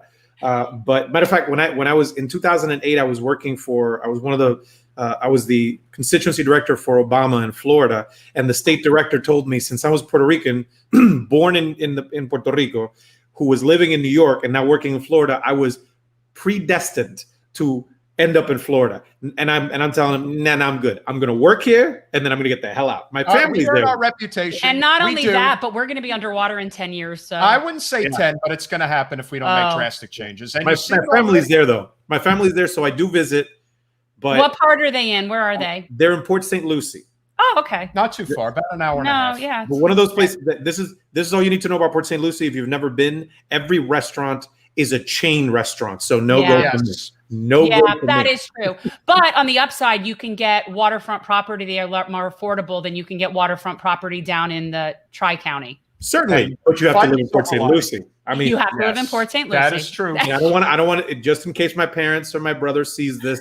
He's I love not you, hating your town on is you, beautiful. Port St. Lucie. We're not hating on you. Yeah, exactly. So what we did talk about with Sam Seder, and obviously we'd love to discuss with you, I think it would be a great way to break the ice. If you can talk about your fellow Puerto Rican, AOC, and the impact that she has had in terms of this progressive movement in New York City. And I think it's very real. I think that if you look at all of the city council representatives that just won, that were either part of DSA or the Sunrise Movement, these are individuals who are absolutely going to fight for the New York Health Act. And, little by little, you build these pieces on the chessboard. And then, of course, the biggest one of all, India Walton winning the mayoral primary in Buffalo, it's awesome. I think is just...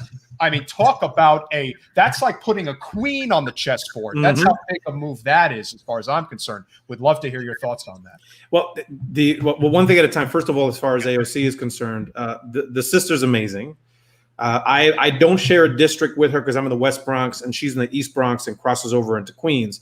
But I've had a bit of time to connect with her, and kind of build with her. And bottom line is that she is exceptional. Let's be honest here.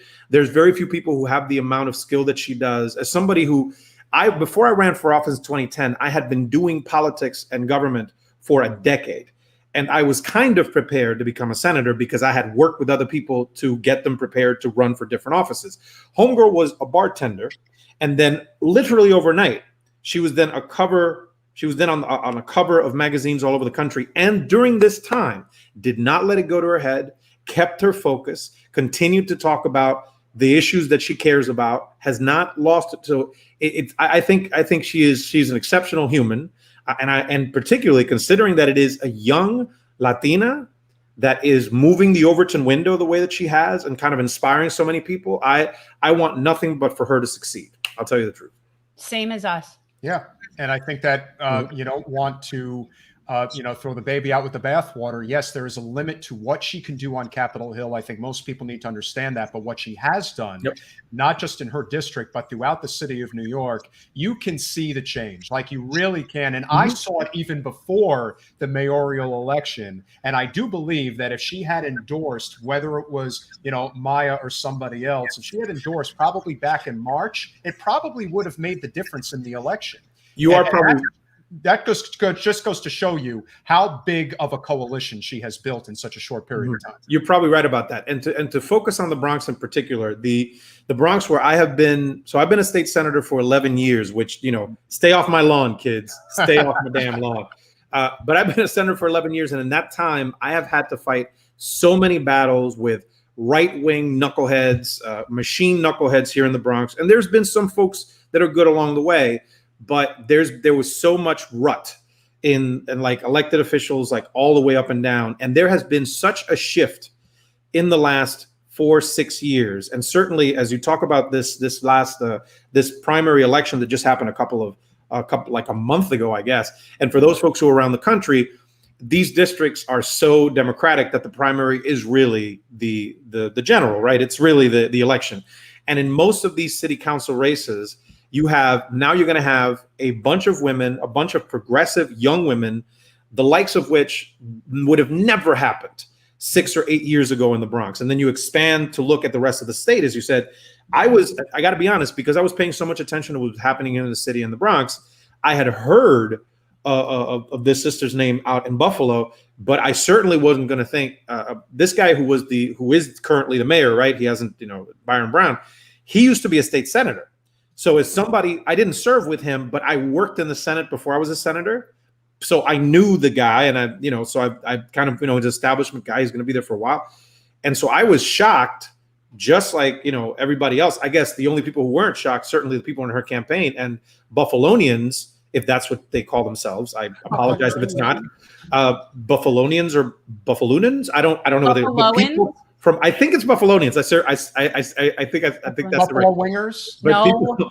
But people from Buffalo who obviously felt that there needed to be a different direction. And she is. And the greatest thing about this sister, and again, I've never actually met her yet, but the fact that she has remained consistent, like she's saying right now, is like, no, I said what I said, and I meant what I said. And what I'm going to seek as far as policies when I am in office are, I don't know, the things that I ran on. It's crazy. Yeah, no, it's so crazy. So my Democratic colleagues need to learn a little bit more about what you kind of ran on it, bro. So maybe you should actually do it, or at least try to. But sometimes sometimes I got to deal with some of my more moderate colleagues, and that's what happens. Speaking of moderate colleagues, obviously, the New York Health Act is it's an absolute good.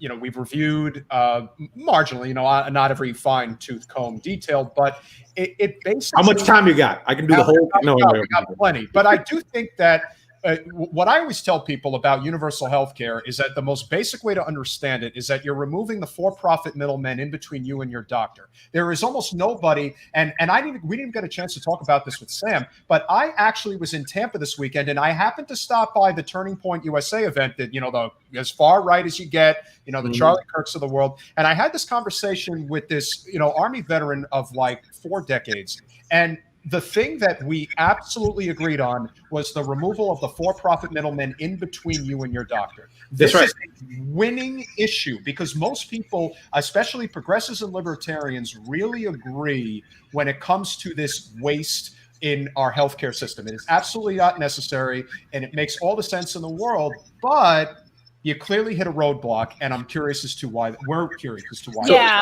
like where did this go? What happened? And we'll dig as deeply as you want, but I'll give you the top line is that there is a way there. The status, you know the definition of inertia, right? A body in motion or at rest continues in that state unless an outside force acts upon it, right? And you know the definition of institution, which is rule-governed behavior that endures. I'm also a political science professor, just in case you didn't know. I was going to say, you're sounding very professorial. Go ahead. So when you have, so take those two things together, institutional inertia, right? So you have a set of rule-governed behavior that endures, that outlasts all of us, and that has existed for a while, and we all are used to things working a certain way. So everybody is of the mind, this is just the way it works. And then to be able to change that takes an enormous amount of force, an enormous amount of thing to change the direction. So part of the problem is that people are stuck in this mindset that this is just the way it is, that trying to do it a different way might be too difficult, might be too hard. And this is just particularly what I call, because your question is specific about have we not gotten to the next level, which is getting a damn vote in the floor of the Senate. And part of it is what I call the bird in the hand problem. And that is that there are some folks, and we can talk about the uninsured day and night, and we should, but it reminds me, do you remember the movie Sicko? Yes, and I thought Michael Moore's best film. Right, Michael Moore's it was fantastic, and I remember seeing it, and remember the first 6 minutes or something, he was telling horrible stories, and he's saying, "But this is not a story about this person because they didn't have insurance, and this is not a story about this person. We're talking about the people who are insured, right?" Yeah. So the sad reality is that there's some folks, particularly in public sector unions, and some of the leadership in public sector unions who have legitimate concerns about what I call the bird in the hand problem. They've been able to secure for themselves and their membership something that in comparison to what is available to the rest of the people is actually much better, right? It is still an insurance product, and we could certainly dig deep into why that's just a broken system to begin with, but it is still a better insurance product than what is available to a lot of other folks, and more specifically, one that they have given up things to be able to achieve over the years. And so it is hard for many of these folks to say, like, I got this right now. It is a contract. We got the contract. We got this. What do you got over there? Seriously, you got something that's better? I don't know. And what have I given up? Are you going to be able to give me back what I've given up, what we've given up collectively to be able to get this, which I have in the hand right now? So when you take those two, and then we can get into particular criticisms and misinformation and all that sort of stuff. But I would think that those are the two basic things: the overall changing the status quo, kind of getting people to think that there is a different way that this can and must be done. When you think about the fact that for literally generations, insurance companies, big hospitals, anybody that makes money in healthcare has pumped money into the public sphere with this notion that, like, hey, just the way it is, right? So that's part of it. And then specifically in the state of New York, unfortunately, some of my brothers and sisters in labor, because I'm actually a unionized person, since I teach part-time, I'm a member of NYSIT, so I'm a member of New York State United Teachers, as well as it's not what I do full-time, I'm a senator. But there's some public sector unions have a big issue with giving this up, with giving the bird in the hand up. Yeah. And I think that that's no small part due to the mass misinformation campaigns that are constantly put out there by parties that are obviously against this. Usually it's financial interest. I can't think of any other motive better than profit, but they scare them. It's very fear mongering. It's, oh, you're going to lose your insurance. You're going to lose and nobody stops to really think how ludicrous it is that we live in a system where healthcare is tied to employment, when they have nothing to do with each other. Now, my husband's a physician, and generally physicians are not very pro Medicare for all because they're thinking about what they perceive will affect their bottom line. But what's interesting is my husband also loves the idea of not having to pay for his employees' health insurance. So I like that hubby of yours, and probably there's probably some folks that he has to employ full time to actually, as opposed to providing care for people, to actually fight with insurance companies. Yeah, there's Much that, time and the is amount of spent. aggravation. And I said to him, let's say, even if I told you that you might make less money, let's say you'd make less money, but gone is all the aggravation of dealing with managed care, he would take that in a minute. Like the amount of aggravation that he has in dealing with what he can and can't do, what is and isn't approved, how he has to write things up, the coding, the seminars, all of the nonsense, that affects their quality of life. It's not pleasurable to practice medicine in those conditions. Florida is horrible regarding managed care, and it's not a benefit to doctors. Yeah, no, we agree, and but again, there's a lot of it that are misconceptions, misinformation that's been put out there. By the way, Robert is a good friend out from Long Island. Yes, he Buona is. Spina, Long or Island activist. yes, the good Spina, the good. What do you call it? Espina is thorn, the good thorn. Buona Spina. He's Robert Goodthorn, Buona Spina. And the answer to his question, is that we were not able to reach a consensus within the conference. It's that simple. What we have been able now I'll back up for a second for folks that might not know about the context of New York State. One of the things that I will say that I'm exceedingly proud of belonging to a Democratic majority and a supermajority at that. In the last couple of years, 3 years that we have been in the majority, the things that we have been able to achieve, we've been able to kind of get things off of the table that have been held up by a Republican majority in the Senate and by our governor. We might want to talk about that guy too. We can talk all about that. No, absolutely. We can definitely do that. Talk about the New Yorker. But there's many things that we've been able to achieve in the last 3 years, which have been held up for a very, very long time. Just this year, whether it was legalization of marijuana, not on our terms, on the terms of having social justice at the corner as the cornerstone of it, and not just profit, not just how much revenue is going to bring, but whether it looks out for trying to erase the harm that has been caused by the drug war for a long time and providing economic opportunities for people who might have been involved in the illicit trade, as well as dealing with their records going backwards. So all of these things were at the core of our bill, which were not in the core of the governor's bill, by the way, or the bill that I passed that actually creates a fund for an opioid settlement fund that actually guarantees that the money will strictly be used for treatment and for recovery and for harm reduction, as opposed to going into the general fund. The governor can do whatever the hell he wants with it. And that's something that we were able to get just this year done. And I'm just talking about, the walking while trans ban, which we got done a little bit earlier in the year, where it was, we changed the state law because the way that it worked, it was that so many particularly trans women of color, were being stopped and accused of potentially being sex workers, and then arrested and put through the criminal justice system, as far as bail reform and a whole bunch of other things. So we've been able to achieve that. In this case, it is something that I have been working very hard to get my colleagues on board with. We got more sponsors this year than we've ever gotten before. Oh yeah. But we were not able to reach a consensus, and for it to reach the floor, there needs to be a consensus. But there was some big movement this year. The reality is, the Rona messed up so many things, right? Last year, I would remind people, in 2019, because a year ago was 2020, which is still kind of nuts. We lost a year. We lost a year. And we did, because in 2019, we did a series of hearings. The Assembly and the Senate in the state of New York did a series of hearings around the state. And we walked into January with a level of energy and of momentum that we were going to build on to get it done last year. Then the Rona came and everything kind of got thrown up in disarray, and we had to kind of start again.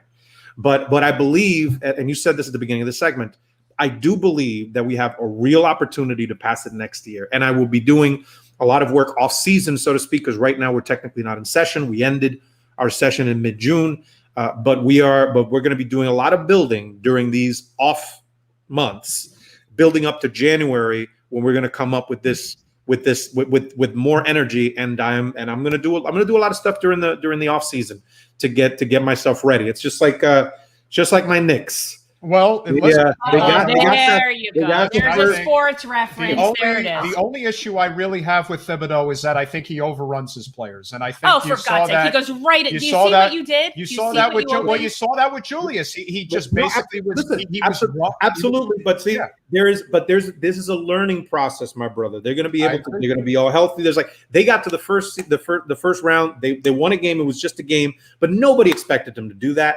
And they ended the season in a hell of a run. I see that Jen is really loving all of this. So I'm just going to say, I really like basketball. I actually really like basketball. Gustavo, all I can tell you, I just mock him because it's all about sports for him. All day I dream about sports. All day he dreams about sports. I am a Net fan, but I got to tell you, there is nothing like the Garden. He's from there. Nets? You're a fan of the New Jersey Nets. I was in New Jersey. Let me tell you, when I was for you, bro. Thank you. Let me tell you, when I was a disgruntled Net fan all those years when you had Ewing, and I still remember I was able to find out about the Jason Kidd trade before anybody else did. And everyone was like, do you think it's going to make that big of a deal? I'm like, oh, it's going to make a big deal. All right. I know. It kept me up at night. That first season, 2002, that as a sports fan was one of the greatest years of my life. It was just something, and being a Knicks fan and having been, suffering for so many years, just that experience and the sound of that Garden in that, especially in those first couple of games against Atlanta, it was like all those frustrations had been built up for so long. It was the Garden was alive and it was back. It was beautiful. I make government money, so I couldn't afford to go there. But seriously, basketball is a rich person spectator sport. It really is. One of my most as somebody who values my alone time, one of my most prized possessions is this bad boy you see right here, which is a 70-inch television. Yeah, and I have a large sound system, and it was like I was in the Garden right here. It was I kind of shed a couple tears. It was fantastic. Well, at least I know that you and I, when the time comes where we are up in New York, at least we'll be able to talk about things other than politics. That's absolutely. I'm a San Antonio Spurs fan. So and listen, they're a great team. But by the way, if you do come to New York, then you got to come to my district, to Arthur Avenue. Yes. Arthur Avenue, which is I'll go anywhere as long as you offer me good food, and I know it's there. Bam. Exactly. Yes. But getting back to the original thing, because I mentioned the Knicks just because I'm thinking this is so this year for the Knicks was like this year for the New York Health Act. There was like that we showed some real momentum. We couldn't get it over the finish line. You just got to keep it going. We just got to keep it going. Exactly. And off season. In the off season, I'm not letting up. I just had matter of fact, I had a conversation with my colleague in the Assembly. His name is Dick Gottfried, who's the chair of the Health Committee in the Assembly and the sponsor of the bill in the Assembly. And we had a kind of a meeting of the minds today to talk about some of the stuff that we need to do in the next couple of months about it. So I feel good about next year, and I'm going to do a lot of work between now and next year to do it. So you did mention the governor, and unfortunately, still embroiled in scandal. But he is a New Yorker, and he gets things done not for the people, but for the Cuomo family. Can I tell you something? Yeah. I hope that people don't take this the wrong way, but I'm a very understanding individual. I'm a very open-minded individual. But if you're a homosexual, I am going to judge you for that sexual orientation. You need to go get your stuff checked out. There's something wrong with you. You need some therapy or something. If you're a homosexual, you're wrong. Is there a support base for him? No, there really is. It's scary. Like really, like the Democrat. There's a Democratic contingency. Gustavo, I'll tell you this. We've had Lindsey Boylan on the podcast, and I've seen the comments going in her direction. How dare you challenge our great governor? He is a good man in this. And I'm just thinking, my God, this is it's like a psychosis. Yeah, but the thing is this, bro, like this comes from people who don't really know him.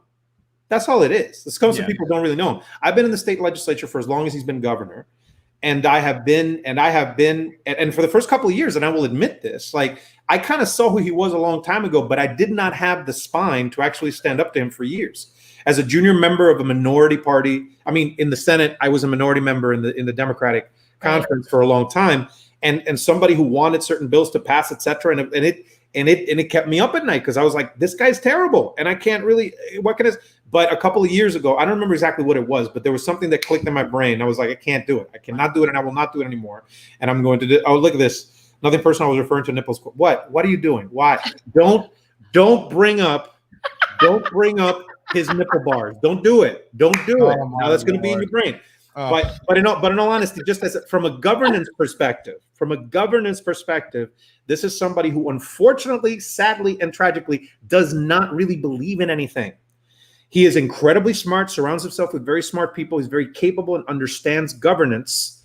But ultimately, everything he does is about himself. It is about Right, it's making himself political look gain. good. It's just his own thing. That's it. That's it. Yeah. And that's all you need to know about him. But the thing is that And he people could take don't his know little that. brother Fredo and go home. But when you had him, for example, when you had him on TV every single day, in comparison to that orange pile of feces that was sitting in the White House at the time, he looked magnificent. That's true. And I have to admit that he made me feel a little bit more like, right. It's a low bar. There was a low bar. Precisely. Oh, but no. Look what we've done. You know Oh, my God. something? You're really not allowed to talk about me in that way. It's really, really terrible. I did a really, really incredible job. Cuomo's a terrible guy. He did a terrible job. I did a great job. Really incredible job. We agree on half. We agree on half of that. You're a criminal. That's You're great. being indicted. That's really great. And listen, Cheetolini.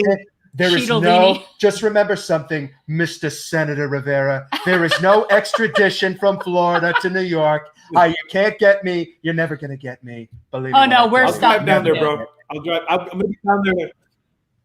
I'm going to be down there in a couple of months to visit my family. I'll just visit you as well. Don't worry. No, I won't really, because he's a former. Just for the record, only kidding. I do think he is a festering pile of orange feces. But may I say that I visit thought him that down about him in the 80s. Like, nothing changed. He was him the whole because time. we know, again, New Yorkers know who he is. That's what he always This is says. who He's the like, guy's always we been. know exactly. Precisely. As far as Cuomo, and as Cuomo, as far as the New York Health Act is concerned, like, of course, the thing is, he first of all, I am hoping that he will not be around for that long. Let's just be clear about that. There is a process of impeachment that potentially might happen. The Assembly's still doing an investigation. There's an investigation by the Attorney General, who I trust to do her job. Because and we're talking about the nursing home fiasco, which, okay, see, that's the legit. I mean, look, we could talk about the harassment stuff, and I do believe these women. I have no reason not to. I do too. But from him doing his job perspective, there's a serious thing here with this nursing home situation. Absolutely. Like that's that needs to be investigated. Remember, I'm the chair of the Health Committee in the Senate, and I co-chaired about 13 hours of hearings last year on this issue. So it's like I am deeply like knowledgeable on where there were breakdowns and where I was like, there's something here. Now I don't have investigative capability, and I don't have the subpoena power that say the Eastern District does, but the FBI agents and the attorneys from the Eastern District that I sat with months ago to actually give 3 hours of a 3-hour conversation about our good friend Cuomo, they sure have the capacity to do that. So that's happening. So there's an investigation happening. There's potential so all of this is to say, as it relates to the New York Health Act, ultimately with this guy, you can't ever convince him that something is the right thing to do. You just have to make him do it by making it a political win for him, right? That's why he does anything. So if he is still around, and I hope he's not, and Christ Almighty, we can't have him be the Democratic nominee next year. That would be horrendous. But that's, as we say in Spanish, estos son otros 20 pesos. That's another story we'll tell next year. But there is but as far as the New York Health Act is concerned, we need to actually pass it and put it on his desk and then put pressure on him so he signs it. And I'll be the first one standing behind him going like, good man. You did the right thing, bro. You did the right thing. The biggest, and he is. I mean, we don't have to say narcissist, any words. misogynist. You could think you could. I could come up with a bunch. You could have a couple of Spanish words in derogatory to throw in there if you want to. But my point is, a little bit. I don't care who signs it into law. Just freaking sign it into law. And then I think he should be prosecuted for all the disgusting things he's done. Absolutely. But that's a side note. That might happen beforehand. Part of it is like we have to get to a point where we get a consensus in the conference. And look, there is real progress on that. How far away are you? Like, how many people shy are you from getting on board to really make this happen? I don't know the exact number on that, because we have just as far as for folks out of state that are not in the state of New York, the state Senate has 63 members. There's 43 members of the Democratic Conference, and of them, 33 are co-sponsors of the Senate of this bill. So we have a majority to be able to pass it if it gets to the floor. But there has to be a consensus formed. And by the way, I will tell you this, and this is to the credit of goes to the leader on this. we have gotten really, really complicated and difficult stuff done, whether it was the taxation on the wealthy that we managed to get done this year, whether it was the marijuana bill, whether it was the bail reform that we got done last year, whether it was the housing reform that we got done 2 years, I think 3 years ago at this point. The Rona kind of messes everything up for me. But all of these things were a product of the leader bringing folks together, folks that might not be in the same place, and being able to get a consensus. So I will give her credit for that. She has been able to do it with difficult issues before. This has been kind of on the back burner because there were so many other things that were in the front burner. But we've gotten a lot of those things to move out of the way. So I think that this is coming to the front burner. We're having, I'm having discussions with my colleagues, but I can't give you an exact number because I don't know exactly, right. I have 33 members that are co-sponsors, and I'm trying to get it to the floor. And the thing is not so easy to do. It's like in a legislative body, part of what you need to do is to get that, get the push. It requires a lot of moving pieces, right? And particularly on a bill like this, which is going to fundamentally change the way that we deliver healthcare in the state of New York. And by doing that, as you stated earlier, provide a model that will be a model for the rest of the country. Yeah. Now that's not nothing. That's not nothing. And we recognize that. And so what can we do to help? Like, what can we do to help? Like when you get going or whatever you're doing in the off season. I mean, we are holding a virtual summit on Thursday, a healthcare summit. We have 3 different panels. So really promoting the nationwide events that are taking place on the 24th. But obviously, as you keep going within New York, we want to sort of stay on top of that and do everything we can to help promote. If there's certain people that need phone calls to be encouraged to get on board, we'd love to put out people's phone numbers and encourage. And we even write scripts. So for people who don't know exactly what to say. So I would say that this is the thing that, first of all, for people who live in New York, you need to figure out who your assembly member and your senator is, and you need to see whether they're a co-sponsor of the bill. And then you need to actually call them if they're a sponsor of the bill, thank them for being a sponsor of the bill, maybe talk about how important it is to you and your family, and then encourage them to not just be a name on the bill, but to be a warrior for the bill. Right. Yes. Because it's one thing to put your name on it. It's another thing to really fight for it. Yeah. We need to flip. There's people who are not sponsors. There's people who are not sponsors at all. And I'm working on some of them, but some of them are really hard-headed. I don't think it's going to happen.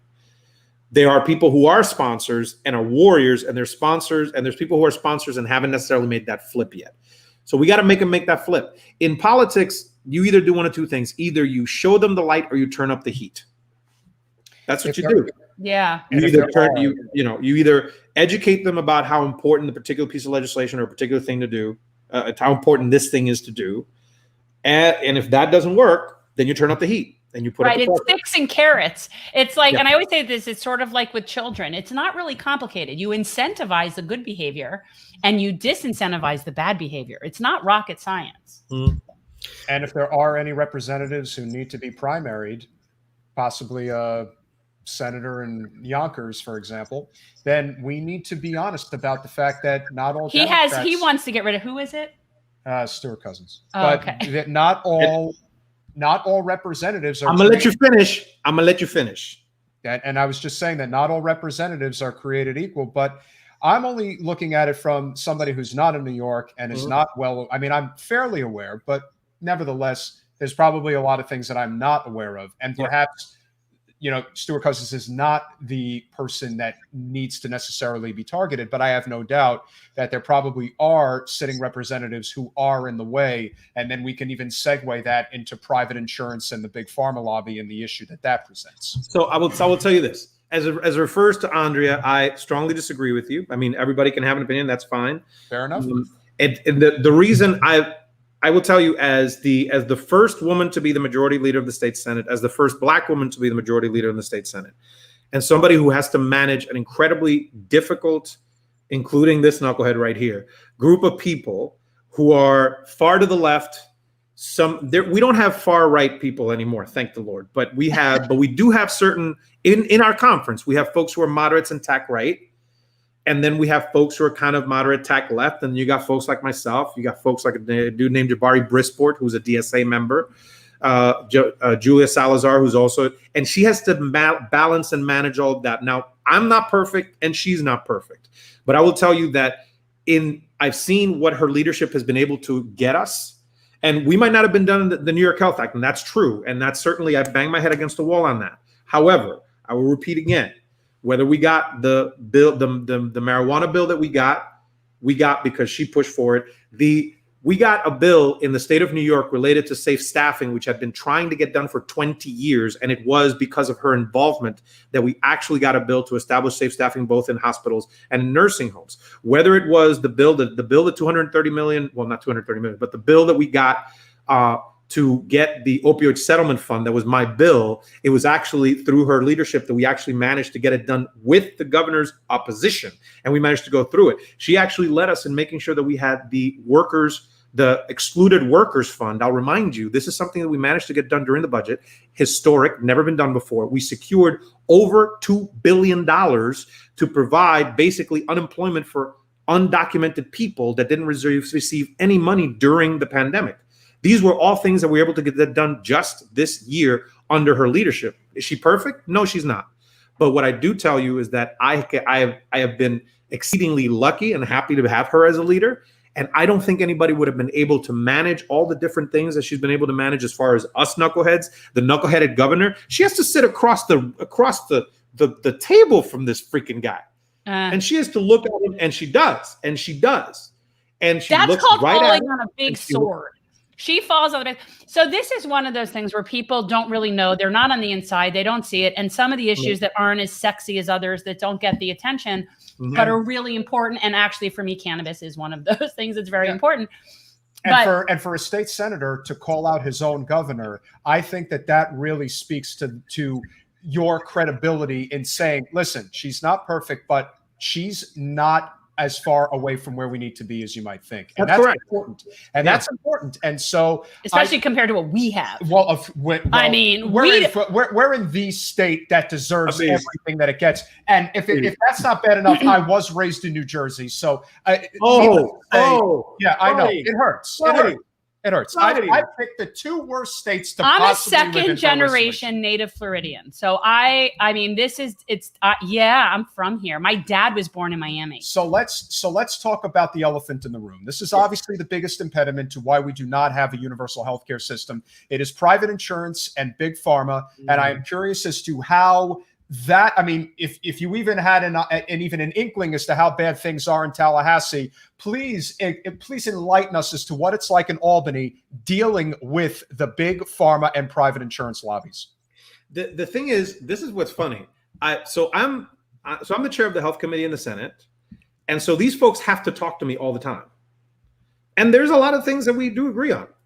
And I look them right in the face, and I say, like, well, that's a good idea on your part, but I still want to pass the New York Health Act and kind of destroy your business model. I still want to do that. So you know that, right? And I smile in their face while I say it. Before I became a majority member, I had 8 years in the Senate as a minority member. And one of the things, like, you get a sense, I think that you get a sense from me that I'm a real dude. And I don't want to say that as a, kind of pat myself on the back, but it's just, I've figured out how to do this job, do it well, if I may say so myself, but still be who I am. And so therefore, after 8 years, when I became the majority member, like, I didn't change any of the things that I was saying. And certainly not, the only things that I changed in doing was I was actually passing freaking bills because I couldn't do it before as a minority member. So as far as big pharma and the insurance company, in the insurance industry, like, I know where they are. They know where I'm at. There's no, there's not necessarily open warfare because they do know that they have to deal with me on a whole lot of other issues that we kind of agree on. But it doesn't bother me none. The issue, the bigger problem is that they have been able to convince some of my colleagues, as well as convince, remember when I talked about some of the leadership in some of the public sector unions, there's been a way that they've kind of gotten to a point where they have become more of an impediment, not by directly attacking me. They have, I mean, you will know, and I will tell this to every New Yorker, you will know that we are winning and we're going to get the New York Health Act when you see a black and white ad in slow motion with a slow thing coming towards me, showing me looking like getting out of a car, looking even fatter than I am, going like, this man wants to take away your children and your taxes. That's when you see that paid for by the insurance companies of America. Then we like know you're making some serious gains. Exactly. But they haven't had to do that because what they've done is they've convinced enough folks that, again, remember when I told you about the bird in the hand? Yeah. And the mentality that there's a status quo that's kind of stuck and how could it be done any differently? Those two things, they've been smart about this. They don't need open warfare with me. They don't need open warfare with me. And if they do, like, I'll win. So they can do secret warfare, they can do open warfare. Ultimately in the state of New York, because there's like doing this work, doing this job as a policymaker, I mean, the only way that I'm able to do it at any level is not only because I surround myself with really smart, talented staffers, but because I've had 11 years of shoving this into my head. There's very few people who would be able to do the job that I'm doing right now. And I'm not saying that because I'm special. I'm just saying because I put in the work over 11 friggin' years. Yeah. Very few people will be able to come in today and be like, so what about Medicaid? How is that structured? What's happening? Like, what's managed care? What's this? What's the other thing? I've known it because I've been doing it 11 years. And because there's still so much stuff that happens that is not sexy, that is not in the front pages, that needs to get done every year around those issues. Like, I'm in a position where they still have to mess with me. They still have to talk to me.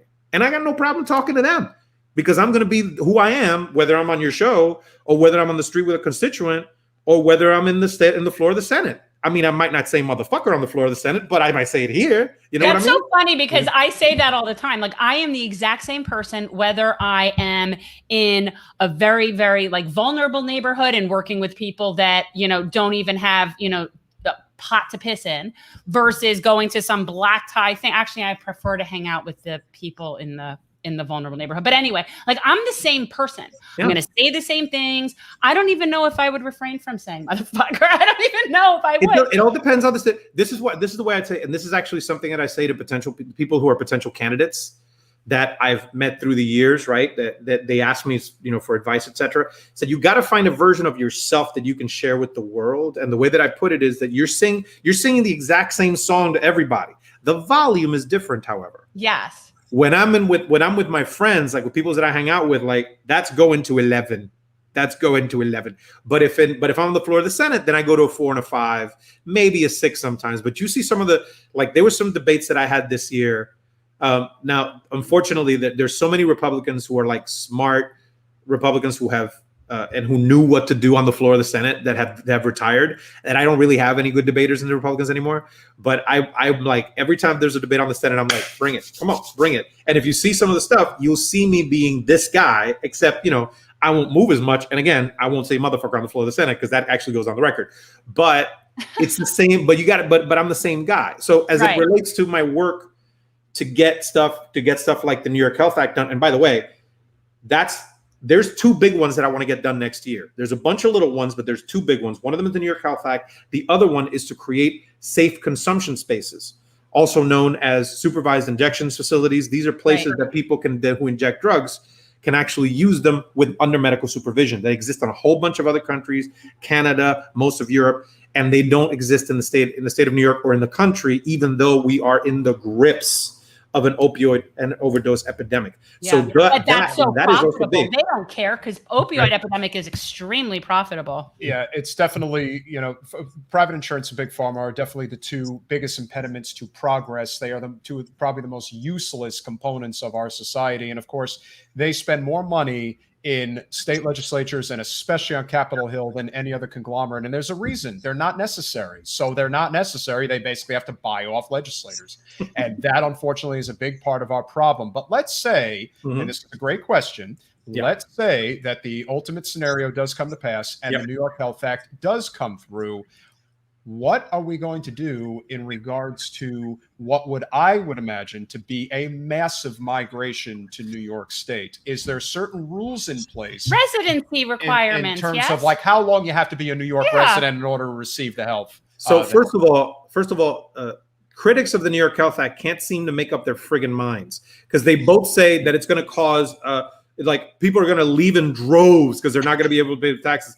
and then people are going to move in droves because they're going to be able to get.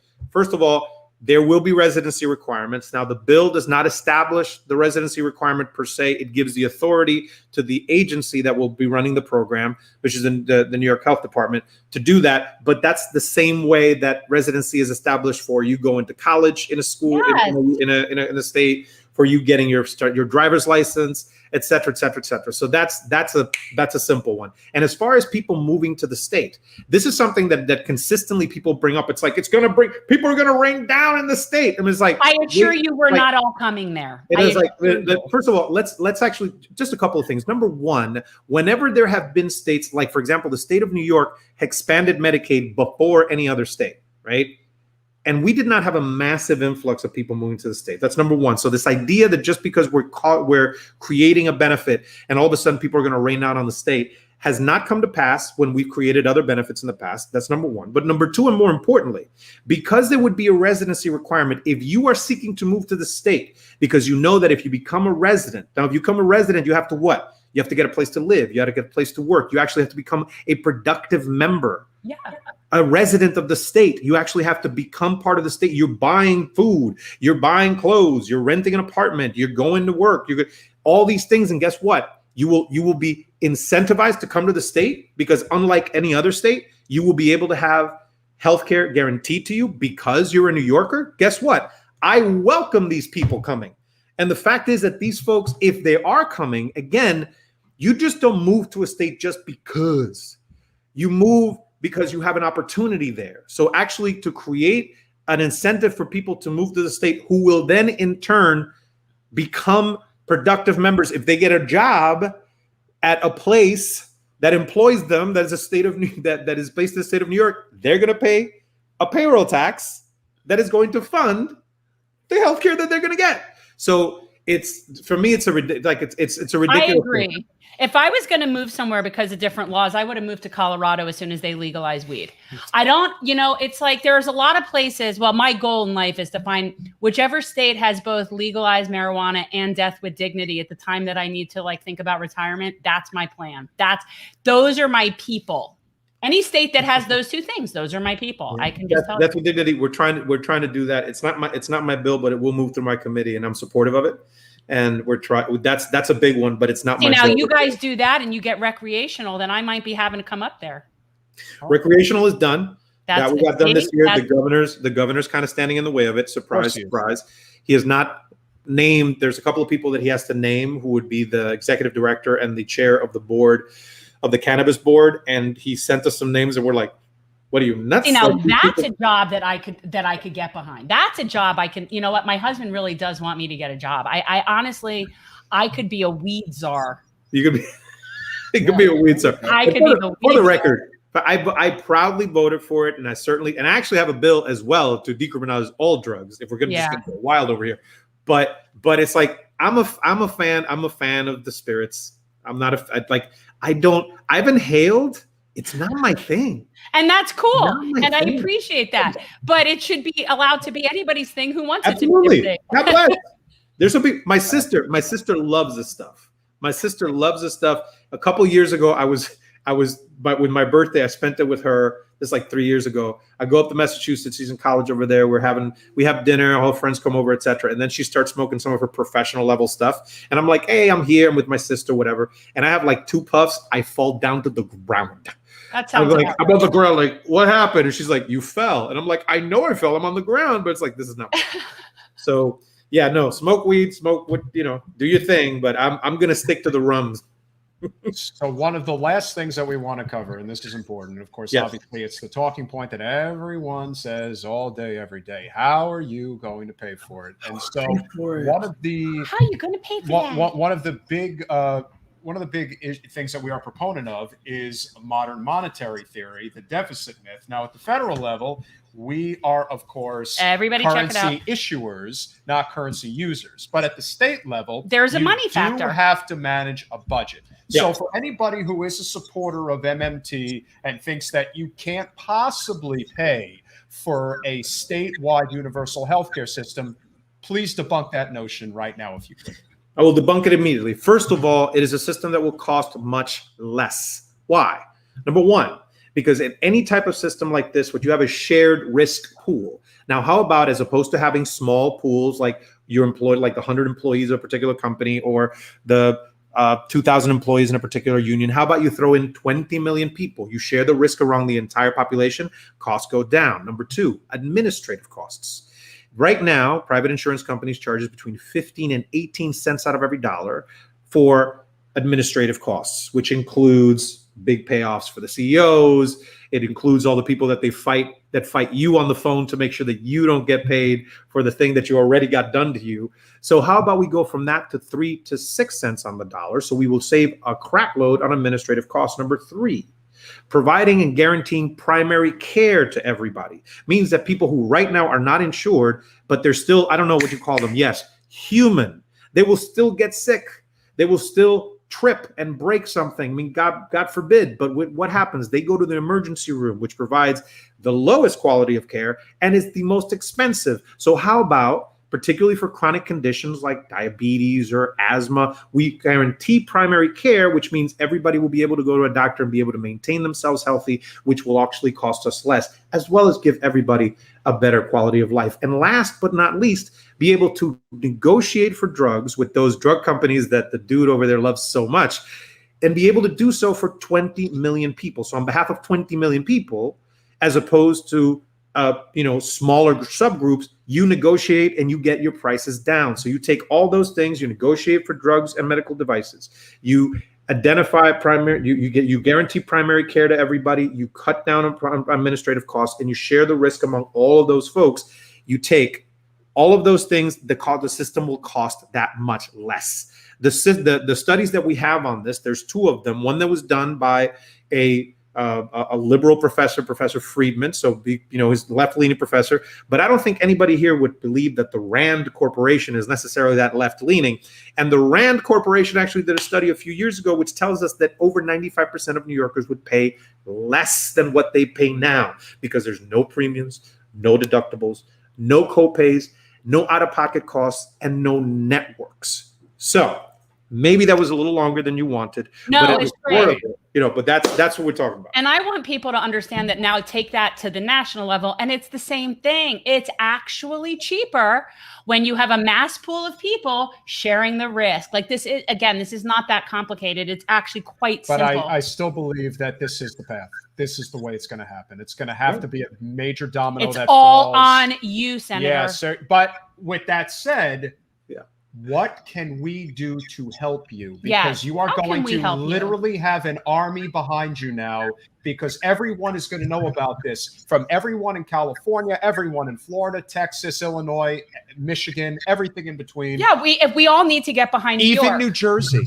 I don't know about New Jersey. I don't know about New Jersey. Even Red Sox fans. I'll make sure that they fight. No. But all kidding aside, we really want to make sure that this is, again, one of the biggest mistakes that a lot of progressive movements end up making is they spread themselves way too thin. You have to be like the GOP. You have to hone in on something that you really want, and you never let it go until you get what you want. Like a dog with a bone. Yep. And this is exactly what we need to do. This, to me, is our fight. The New York Health Act must pass, and whatever we can do to help, we are going to be here. Because it sure shit ain't happening here in Florida. It ain't happening in Florida. It will happen at the national level before it happens. And Florida will probably sue the federal government for making them have to have health care. It's like it's like this. They should get Abbott and DeSantis just in a mud fight or something, because they're just competing to see who's the worst governor. And let me tell you, they're going toe to toe right now. Unfortunately, we're envisioning President Ron DeSantis. Yeah, I think DeSantis has a much better shot at being the next president. I don't think Greg Abbott is. There's no words for how bad. No, they're both pretty douchey. They are. DeSantis is running for president. DeSantis 100% has and so is Abbott. Yeah, and I'm just saying they're trying to figure out who's the worst. And let me tell you again, right now, I haven't made up my mind. They're both so goddamn egregious that. Here's the thing: in Florida, we have an extremely low bar. Yeah. Because we had Rick Scott as our governor. So for us, coming out of 8 years of that, quite honestly, Yeah, Ron DeSantis is an improvement. He is, and unfortunately. he has done things that I have liked, Before whereas Rick Scott didn't do anything. Before COVID came around, and he just basically played the Trump, playbook to a T. He was doing some really important things on the environment. Yeah. And you give credit where credit's due. Correct. When you look at the overall body of what's going on, it's not good. And you're measuring up all of these governors. I mean, obviously Cuomo comes to mind, and DeSantis obviously has done a lot of bad stuff. But what Greg Abbott has done, especially with the energy emergency that they've had, and the fact that he just completely gets on his knees for big oil, it is unbelievable how many people have suffered because of him. Yeah. And you can only hope. I mean, listen, we would take Beto O'Rourke. I don't think he's, the best option necessarily, but to have somebody in Austin that would absolutely serve the state of Texas in a way that actually helps the people rather than hurts them. Bro, I got 3 words for you. What do you got? All right. All right. You know what? Let me tell you something. I vote for anybody who's playing bongo drums naked. I'll vote for anybody. Look, I voted for Bill Clinton because he played the saxophone on the Arsenio Hall show, so I'm an easy get. Thank the Lord he was dressed at the time. Hey, listen, as a guy, to be completely objective, I can understand the appeal of Matthew McConaughey. There's no two ways about it. 100% understood. Look, Texas did have Ann Richards. I have to remind people of that. When I moved to Texas, she had just moved on. They had just put in that moron. And then, and that was when Greg Abbott was running for, Attorney General. Well, it was Attorney General, and then he got appointed to the Supreme Court. And I always thought he was douchey then. And that is the thing that I think is just changing by the day. There has been this focus and wrongfully by a lot of people in the progressive movement of just focusing on the tippy top. Yeah. You're not going to be able to change what is at the top until you build that foundation at the ground level. What is happening in New York right now, this is the ground level where the biggest impact can be felt. And it could be a tsunami, a movement that could be felt not just all over the country, but all over the world. Really, and again, it's not putting a burden on you, but what it means is we're all New Yorkers for this health care. This matters for everybody. And I agree with you. And the answer to your question is that we're going to need to have national attention and pressure as we get to the right moment, right? There will be a buildup over the next couple of months because I had a lot of internal work that I have to do, and there's some institutional work that has to happen because some organizations which were incredibly effective in getting big things done around criminal justice, around immigration issues and other things, we're kind of bringing them so that because immigration issues, guess what? Healthcare impacts them. Criminal justice issues, healthcare impacts them. Housing issues, healthcare impacts them. So we're kind of doing a lot of the work behind the scenes to kind of get everybody lined up. And so when we should touch base again sometime around probably November or December when we're gearing up for the next session, because the next session, we're going to come out with a bang. But there's some work we have to do between now and then. So what I would ask for your listeners to do is certainly, keep track of the stuff that I'm doing. You can follow me on Twitter or Facebook or the Gram, as the kids I'm sure are not calling it. And just keep track of the work that I'm doing, and also the Campaign for New York Health. If you Google Campaign for New York Health, you will find that there's a collective of folks that's actually doing some stuff statewide. But we're going to be picking up speed because I believe that we're at a key moment, and I do believe that we can get it done next year. And I'm certainly going to work my ass off to make sure that's the case. We are so appreciative. We absolutely are. Hands down, you are the coolest legislator we have had on our show. 1,000. Hands down. Really appreciate it. If there is a timeline that you may be targeting, is there anything that you can share with us that would make sense, like around this time, like spring 22, or is there anything that you could share with us that we could start, focusing on? Well, our session is between January and June. Okay. So basically, in November and December, you're gearing up, and that's when we're going to have to regroup. That's right. New York Health in 22. That's basically what it comes down to. So that's what we're fighting for. We're very supportive, Senator. And I think it's worth giving me the time. Where can everybody find you? You can find me at NY Senator Rivera. That's NYSENATORRIVERA. You can find me the stuff you see on Twitter. You see the spicy stuff. The spicy stuff is me. The stuff that's more informational for my constituency, that's usually my staff. But that is certainly me. You keep track of me on there, on Facebook. You can find me on Instagram, etc. And you just and if you Google my name, Gustavo Rivera, you will find that you will have to go to the third page to get the Mexican ranchera singer that has my name and kind of looks like my cousin. You'll have to go to the third page to find. I'm gonna have to. I'm gonna have to do that. See, I pushed him down. My SRO is much better than the dude that sings Mexican rancheras and wears a big hat and looks like my cousin. So there you go. That's another guy. But to follow the work that I do, and I'm very thankful for you to give me to share some time with you, and I'm looking forward to actually like joining up like freaking Voltron and getting it next year. We will for sure. Muchas gracias, mi amigo. Buenas noches. Se cuida. Go Knicks. Oh, go Nets. Have a good night, brother. Bye. Take care. Why don't we have any? Why don't we have any legislators like that down here? My senator is Lauren Book.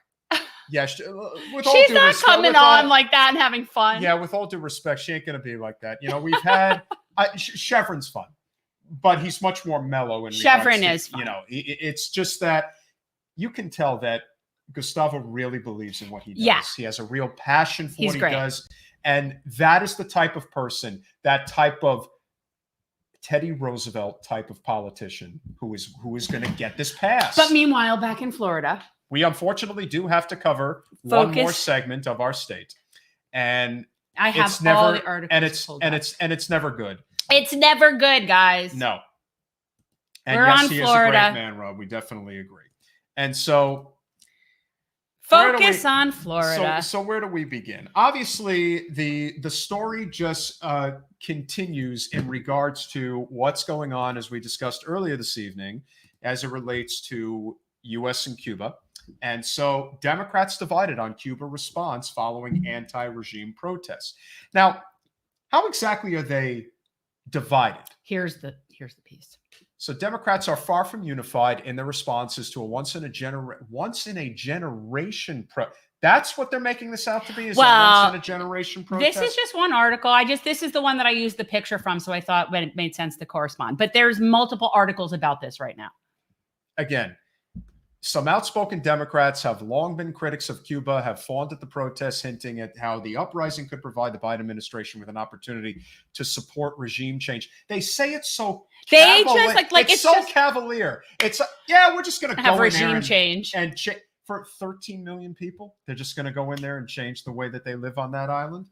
And so, of course, Florida Representative Debbie Wasserman Schultz, who broke with the Obama administration in 2015 and said that a reopening of relations with Cuba should slow down, shocking, had a careful statement about the recent uprisings. We stand in solidarity with thousands of peaceful protesters all over Cuba who are challenging its repressive regime. May their courage and historic moment bring about real change. What does that mean? Without ending the sanctions and without lifting the embargo. Oh, and on top of everything else, when she says that whatever is necessary. So when you were saying whatever is necessary, you're basically saying, hey, if that means you got to drop bombs on Havana, then that I guess is what you have to do. And so who else? I unfortunately have lived in the two biggest butt end of the joke states in the United States. So I've lived in Florida for the past 8 years, but I also was raised in New Jersey. So who else would say this? The regime has to change in order to let the Cuban people thrive. Oh. This is an extraordinary moment, one that I hope the United States responds to with a series of actions that could be very helpful to the Cuban people. And we all know that's like a wink, wink. Okay, well, who else would say that other than Senator Menendez? Maybe the biggest crook in all of politics. You know what would be really helpful to the Cuban people, Senator Menendez, would be if you would stop this blockade that's keeping them from having like a thriving life. I mean, it's absurd. How can people sit there and criticize the Cuban government when we don't leave them alone to even do what they want to do? How do you know how they would be without us? It's not only that; it's the fact that some people, even people, we could just go change their government. Well, we listen, don't like even it. We're just going to people go that change we're it. even people that we're friends with, unfortunately, are not on the right side of this issue. And as I like to say, if you truly have an issue with the Cuban government and you want the Cuban people to have the right to self-determination, we agree. Our country needs to get the hell out of their business. When we lift the sanctions and end the embargo so they can live like a normal country, if you want to have the conversation then about changing the way their government operates, that's their conversation to have, not ours. 100%. And it's our country that is trying. Again, when we talk about these protests, you are talking about maybe several hundred people that were in the street. And that's no small number, but there are 13 million people who live in Cuba. You know, when everyone is out in the streets saying, change the government now, change it.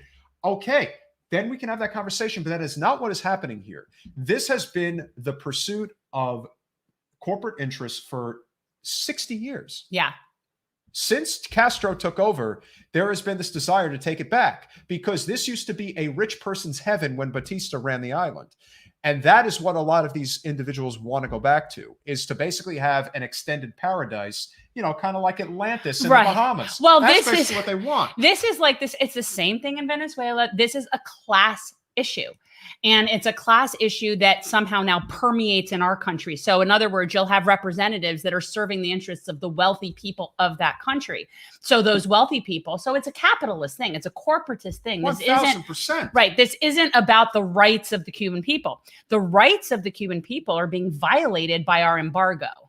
And that's what's happening. That's it. And like I said, if you want to have the conversation about communism, we will gladly have it after the embargo that Obama ended and Trump put back in place and put the sanctions on top of it there has now made this issue completely and living untenable for so many people.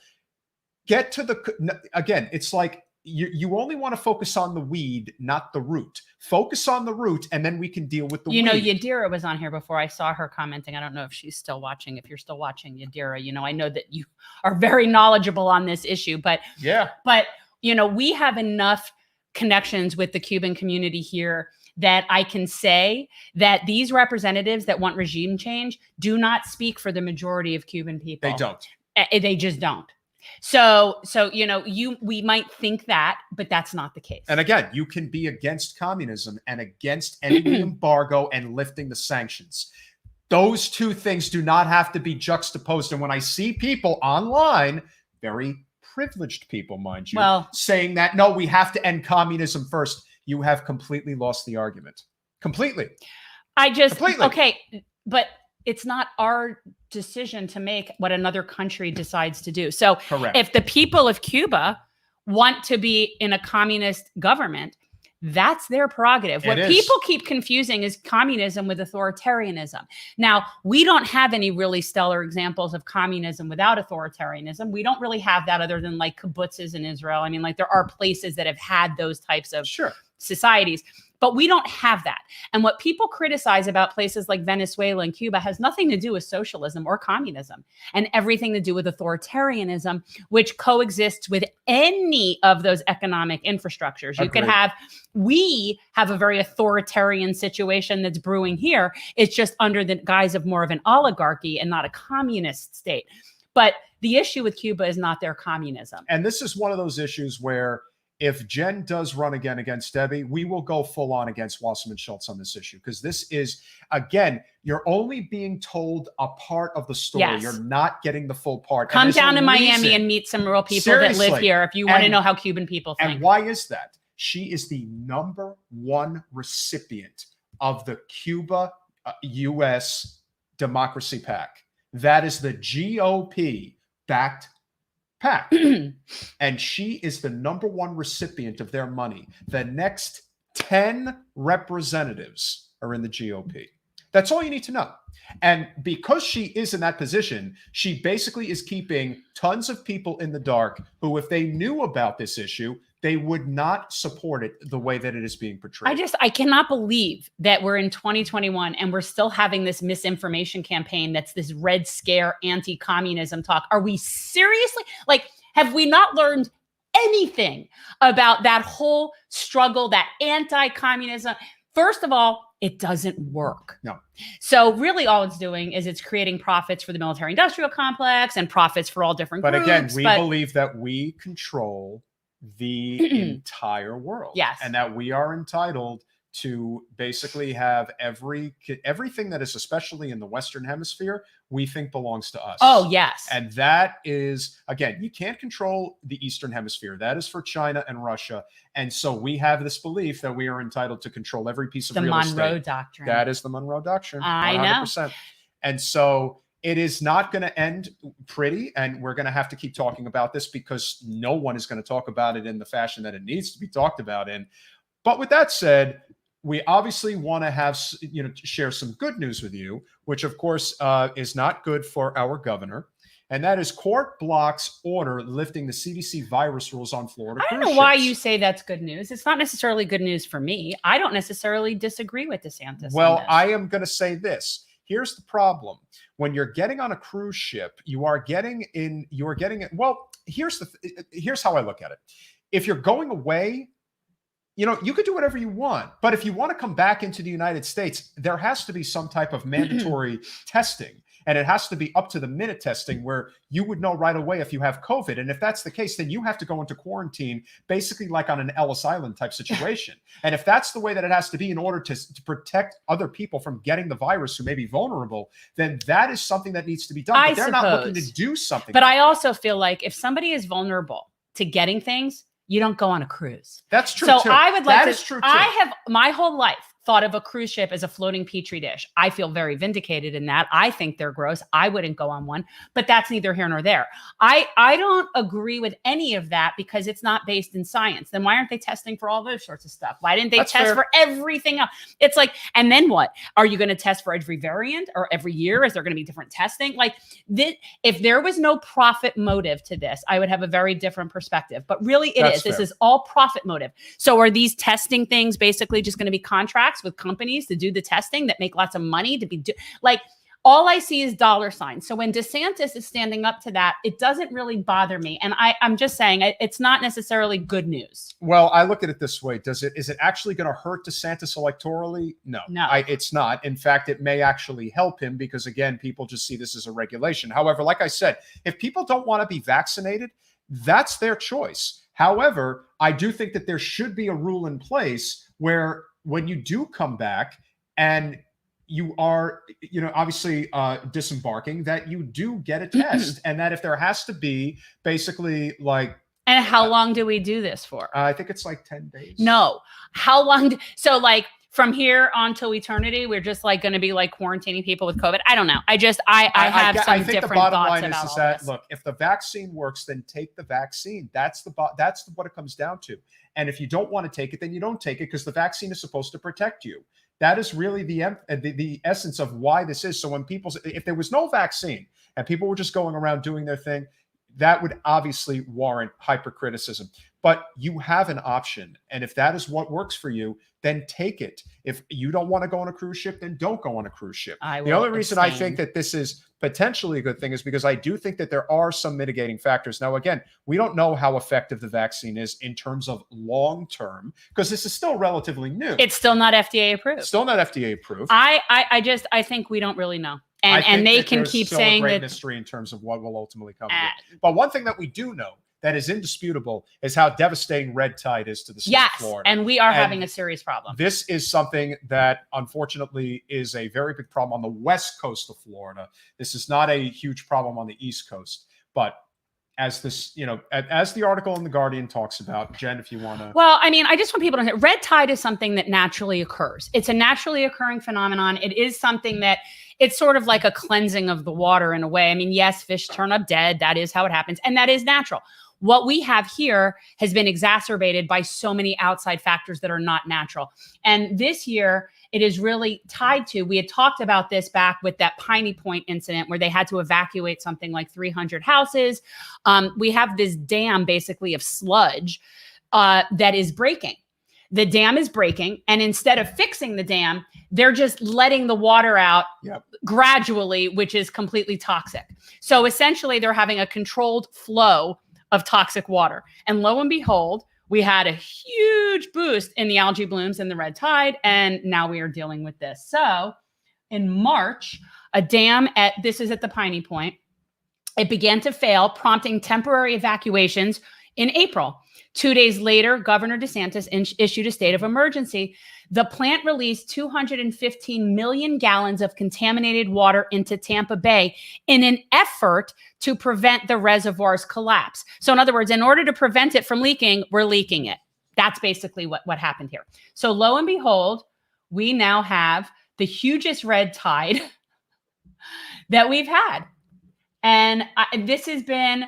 Red tide is a higher than normal concentration of microscopic plant-like organism. Again, this is a natural occurring phenomenon, but right now this is going on. They're measuring in the Tampa St. Pete area because that's where this reservoir was. So that's really where we're looking. So this is a current disaster in Tampa Bay that is not going to just go away.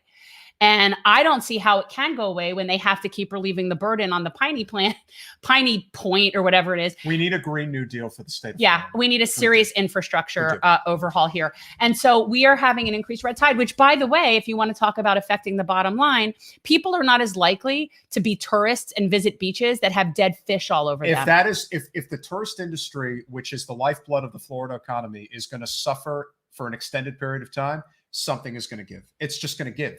And it's unfortunate that it has to be about money, because it's always about money. And if the state is starting to lose revenue, which it will, and it already is, then something's going to happen. And I have to say, look, a couple years ago, I was scheduled to go to Sanibel, and I canceled it because they had this inordinate, huge red tide. And I don't want to go to the beach with dead fish all over. And I'm not talking small dead fish, by the way. These are like fish from the depths of the ocean, giant, massive fish laying dead all over the beach. It's almost like Armageddon looking. It's really freaky. It is. And I've seen it, and I want no part of that. And so the last story of the evening, and listen, this has been a great podcast all around, but we had to give you a Florida story. We needed a Florida. It could only be Florida. It could only be Florida. Wait, but you got to read exactly what this guy did. And I got to tell you, a lot of... First, he steals the candles. Well, which, of course, the New York Post story has more information, but I like the way the other one looks. So the New York Post is definitely the South Florida transplants story or newspaper. Well, look, and they mock us the best. Yes, they mock us the best. Really I love the Post. They do. So... cops are hunting for a Florida man. This has really become like the meme. And by the way, let me be clear, not just Florida, Miami, mind you. Yes. This is a Miami story. So yes, go this on. This ain't from the Panhandle. No. This isn't from the boonies in the central part of the state. This is definitely Miami. This is Miami. So cops are hunting for a Florida man who stole candles from a Miami Bath and Body Works. Bed Bath and Beyond. No, right? Bath and Body Works. Oh, Bath and Body Works. Do you know how wow. cheap that stuff is? Okay, so he's stealing candles, but then get to the good part. All right. He made off with the stolen loot by spraying everyone in his way with bear mace. Do you know how potent bear mace is? So, first of all, this could even happen only in Florida.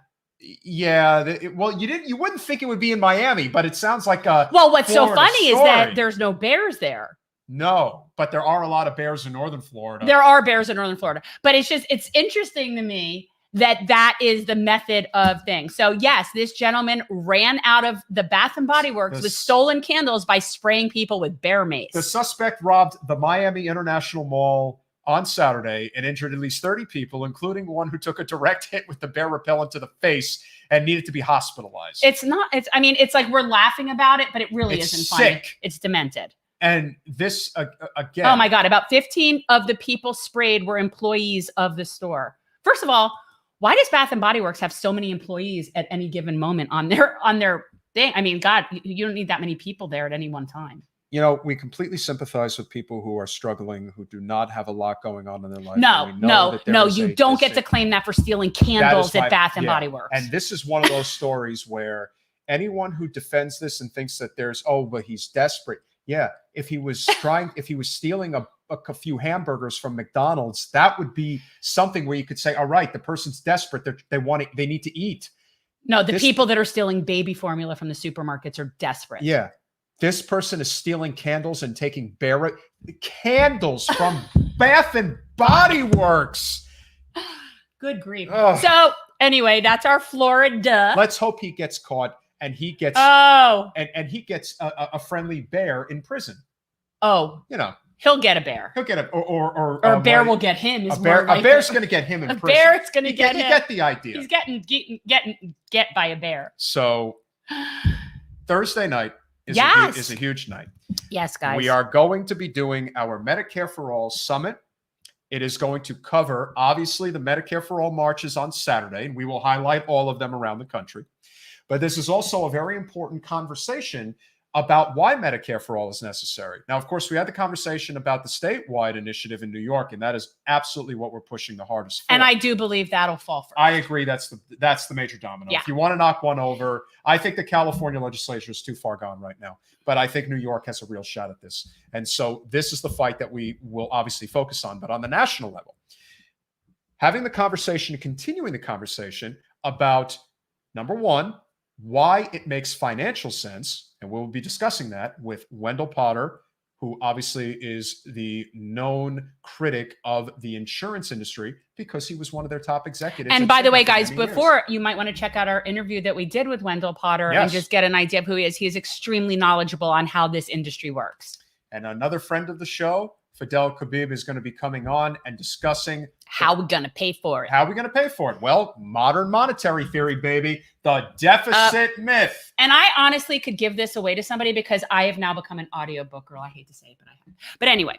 So, I've read the book. Okay. So we have 3 panels on Thursday. The first one is going to be with Wendell Potter and Fadul, and it's going to be like the economics of how we're going to pay for it. Yep. Our second panel is specifically targeting healthcare in the Black community. We have Dr. Victoria Dooley coming on, as well as somebody down here, Jamara Amani, who is a midwife and focuses on basically reproductive freedom and birth for Black women, because Black women are so overlooked in healthcare, and specifically with maternity and infant mortality. There's a huge disparity in the Black community. So we're going to be talking about that. And then our third panel is really going to be a discussion on where we're pulling it all together and this idea of how we can really politically achieve Medicare for all and what we need to do to come together to do that. And we'll be talking with Marianne Williamson. And do we have somebody else coming on? As of right now, it's going to be Marianne, and I think we'll probably stick with her because she is the keynote speaker in Washington, D.C. for the Medicare for All March. So she is basically the grand ambassador. And we are getting a preview. Yes. We are going to get Marianne on Thursday, so we'll get to talk to her. But really, that just needs to be the conversation of how to reach the most people and how to really make this happen. Okay, so everybody who's looking now, please hit the like button and subscribe. Also, if you want to be generous, we really do need some Patreons. Guys, go to our Patreon, sign up. You get the Lulu sticker, which is really cute. Very cute. It's really cute. The Lulu sticker. And, you know, we have some other good merch too. But yeah, be a patron. Yes, you get the shirt. We need to order these with that on the back. Yes, exactly. But because these were always just the volunteer shirts. I could go to the same place that we just got these from. Yeah. So that would make sense. Yeah. And so, yeah, we are moving. We are the little engine that might. We are trying, people. So listen, support us. We're really just trying to spread the word, build a coalition, and just make things happen. I just had this discussion. It infuriates me to no end how hard I feel like I have to fight to help people. It's like, okay, I want to give you healthcare and college and make sure you have a living wage. And I'm fighting about this with people. It's so ridiculous to me. I almost feel like somebody needs to be the grown-up in the room. This is absurd that we are still fighting about Medicare. It's absurd to me. But I truly believe we're not that far away. I really do, because I think if that major domino in New York falls, that's it. It's all over. It's just a matter of when. I just, it's, to me, it really is infuriating. Guys, Like I you said a have- long time ago, I won't debate this with people anymore. It's sort of, I won't debate creationism or flat earthers or anything like that. Things that we just know to be true do not need to be debated. And if you It's really, that simple. And if you really want to win a battle, win a big battle, you got to fight like the GOP does. They hone in on a specific issue and they never let it go. And and quite honestly, that really needs to be Medicare for all. Yeah, that's it. But it was our #1 campaign issue, but quite honestly, I do believe that Medicare for all will single-handedly help the most amount of people in the quickest amount of time than any other policy we could put forward. The two issues of our time right now, no questions asked, is Medicare for all and a Green New Deal. And the Green New Deal, not just because of the environmental impact, but the economic impact as will Medicare for all. It'll have a tremendous economic impact. And the infrastructure. But yes. But I mean, this is just not something we can be arguing about anymore, people. We just really cannot be arguing about this anymore. No, we're very much about common sense politics. And that's why you have on. And like I said, there are people who have their issues with Sam Seder, and that's fine. But if you listen to the podcast tonight and everything he talked about, he is exactly fighting the way that we need to be fighting. It's true. And that's what matters. That is why we need to make sure that we continue building these coalitions, because it is absolutely necessary. You know, we're not going to be picking sides. We absolutely, if you want us to say who we are against, and I think we could fairly say this, we are against the Young Turks. We're against them. And why is that? Because they have chosen to sell out. And not only did Anna Kasparian do what she did to Aaron Mate, but she just did it to Rania Kalik. It is painfully clear. Don't mess with my girl Rania. Yeah, it is painfully clear where Cenk and Anna have gone. And that's okay. But there are so many other people in this movement who are on our side, who you may not agree with 100% of the time, like a Sam Seder, like a Vosh. Recognize that they are going to create more of a net positive than a net negative. And so if we continue to fight on those terms, we're going to go very far. I really believe that.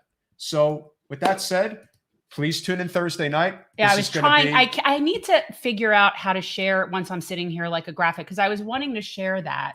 And I really can't figure out a good way to do it, like conveniently. Oh, you mean for Thursday? No, don't worry about that. We'll get it up. There's one already up on our YouTube page that people can subscribe. Yeah, guys, to check that out already. Check out this. Does that work? It's not bad. Yeah, there you go. It's not ideal, but it's not bad. So, guys, on Thursday, 6 to 9, we're going to be a little earlier. 3 good panels. It's going to be really interesting. And really, we're really about promoting all the actions on the 24th. We need to, everybody who has an action near them needs to go to it. I wish I had one. I do not. That's another story. That has to do with political left-wing infighting drama nonsense. We're not going to talk about that now. We will talk about it on Thursday. Okay. And we will. Ooh, I already have my bootlicker for Thursday. I'm very excited. Yeah, about that. it's going to be one that you're all going to enjoy very much. This one's had it coming and definitely needed. And there was only this and one more week of an opportunity to do it. So let's not miss it. Let's make sure we get it done. I'm getting it in. And for those of you who may not already know, Jen and I and 6 other amazing volunteers are heading to Cleveland for the final weekend in Nina Turner's election to help push her over the finish line. And work the polls. We will be working the polls on election day as well. So we have 8 people from Team Jen going up there to help. Finally connected with the team today. So all this stuff will be coming together. So yeah, we will be up there. We're only going to be up there for a few days, but we have a group of volunteers that are going to be up there longer. But yeah, we're going up to help Team Nina.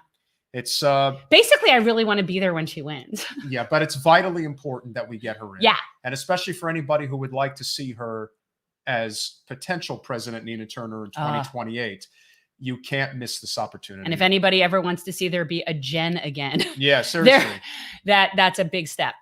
Yeah, is great on. Yes, he absolutely is, Alan, and he is going to be on our show. So yes, he will be here. He is going to be in our 6 o'clock panel, the first panel. Yep. So we really appreciate your support, guys. As always, really glad. I'm sure we got a lot of views tonight. Remember, Patreons get the Lulu sticker. And we will see you Thursday.